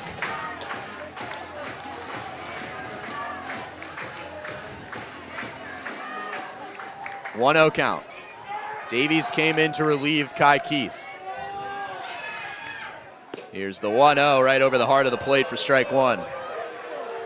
Cooley maybe just needed to see one. I mean, this is such a tough spot to be thrown into if you're Will Cooley.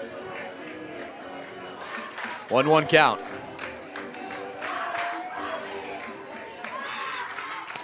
Cooley showed bunt, and that'll go by for ball 2. Can you imagine if you laid down a bunt right there? And man, obviously we've seen that so often from this Fish Sticks team this summer where they've really had no intention to lay down a bunt, but they'll show anyway. But that would just add on to the madness that has been this bottom of the 9th. 2-1 count, 2 gone. Here in the bottom of the 9th. Sonoy takes off, and they're going to let him. Ooh. Sonoy, the game-winning run, is at second base. A 3-1 count for Will Cooley. Can the Fish Sticks do it again? They were dead in the water heading into the 9th inning. 3 runs in the bottom half. And now a timeout. They're going to walk him. They are going to walk Cooley over to first. He's going to toss the bat over. They're just going to make a force out on the base paths now with 2 gone. And Beckett Turnbow, an opportunity to be the hero. They want the righty-on-righty matchup is what they want. In a 3-1 count and an open base at first, they'll bring up Turnbow, the righty. And, man, what a spot this is for Beckett Turnbow. Bartholomew, the game-tying run at third. Riley Sonoy, the game-winning run at second. Turnbow up to the plate. First pitch swinging, and he swings through for strike 1. And he was late to that fastball, so an adjustment will be made. Turnbow's 0 for 2 tonight, but was stellar in that homestand last weekend. Here's the 0-1, that's low. It's a 1-1 count. And Turnbow doesn't even need a hit right here to tie the game. A walk brings in a run. If he's hit by a pitch, it brings in a run.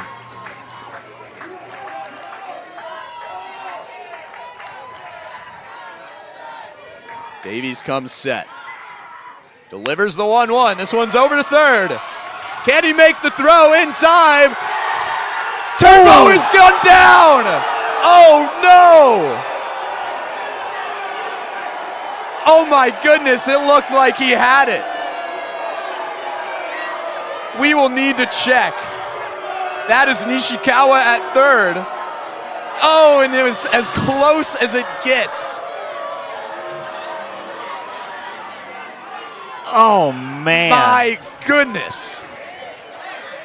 Nishikawa, who is 3 for 4 on the day,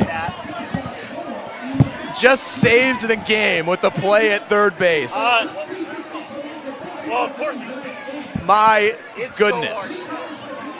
What a game. Oh, my goodness. That is as close as the Fish Sticks could have come. And it is going to be such a tough look over there with that angle. And what a play over there by Nishikawa to handle that grounder. And we're trying to see. Oh, man. It's so close. It looked live like Turnbow had gotten in, but that looks like a tie. A crushing defeat. Man. I just don't know what to say right now. What a spirited comeback from the Fish Sticks. And you said it. It was about as close as possible. And, man, that was just such a wild ride in the bottom of the 9th inning, and for it to end like that is just a bummer. You can see Turnbow with his head down there. He did all he could. It was 4-0 going into the bottom half of the 9th inning. Here's another look. Oh, man. Had Turnbow had been called safe, the game would be tied with the bases loaded and the game-winning run at third base. My goodness. Oh, my goodness. You It comes just down to can't tell. that. It's a frame. It's the difference of a frame. And you could see the home plate umpire couldn't decide. It looks like he was going to call safe at first. And the Fish Sticks go down 4-3. And the umpiring crew has gotten the heck out of Dodge City, Kansas. I mean, they are nowhere to be found. And was it the right call? It's hard to tell. It really is. Like, usually we have such a good replay team and we have a good enough camera set up here where we can pretty definitively say whether a call was right or wrong. That time, I am not sure. The Fish Sticks millimeters away from tying this game. It's just so hard to tell. Such a difficult call. It might look like from that frame that Turnbow is actually out. I agree with you from that angle from our first base grandstand cam, it looked like the throw beat him by, again, about a frame. But another angle might suggest he's safe. Who knows? That is, oh man. Absolute scenes in the 9th inning. We talked about how the Sticks have been able to put it together. They had the home crowd behind them on another sold-out night on the last $3 Thursday of the season. Beckett Turnbow slides into first and is millimeters from pushing this game to extras or even giving the Fish Sticks an opportunity with 2 down in the game-winning run at third. Not many highlights from this game as Elevate Northwest plated 2 in the top half of the 4th and 2 in the top half of the 8th. Nothing. 2 hits and no runs going into the bottom of the 9th for the Fish Sticks. They somehow managed to get 3 runs across, and that is the deciding factor in the ballgame. And now, these 2 teams will meet again tomorrow and Saturday. And what do you think's going to go on in the heads of the Fish Sticks going into tomorrow night? Well, if we can get endings like that all 3 nights, sign me up, because that was some thrilling baseball. And whether Turnbow was safe or out at first base, that is some kind of play by Kane Nishikawa at third, because that's a really hard ball to read. It was just chopped straight into the turf by Turnbow, and Nishikawa just handles the hop beautifully. Throw is right on the money, and this is how it started. Jake Daly reached on an error. Throw got by, and he got to second, and then Tyler Eisenhut was just beanballed first pitch he saw. So a couple early runners, then Rodrigo Montano worked a walk. That loaded the bases. Braden Bartholomew was then hit. That would have been ball 4 anyway. That was the first run of the game for the Fish Sticks, and then Evan Hellner, a sac fly. Second out of the inning, but also the second run.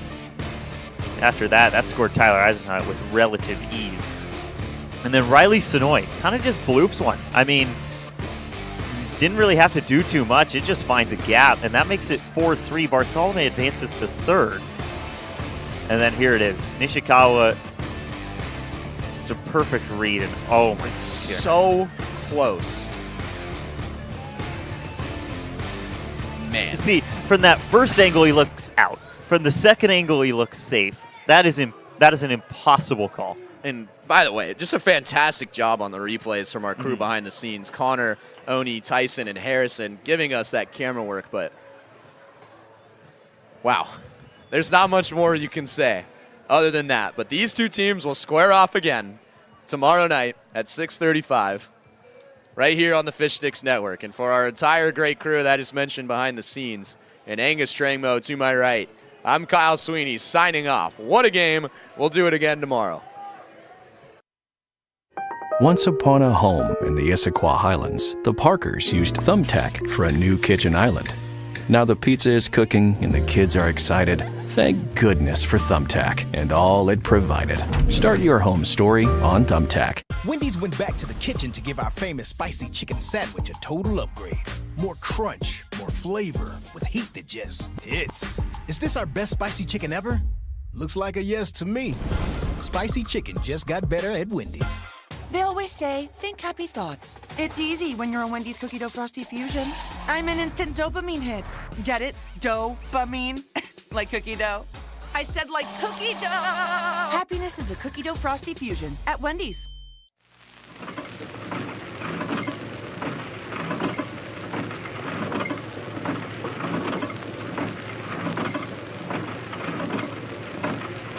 Oh, Audrey, look over there. Where? Oh, a whole herd of reindeer beers. Not herds, Audrey. Rainier's come in 6-packs. Oh, Wake up, Harley. Harley, look at the reindeers. Oh, they're just so fresh and friendly.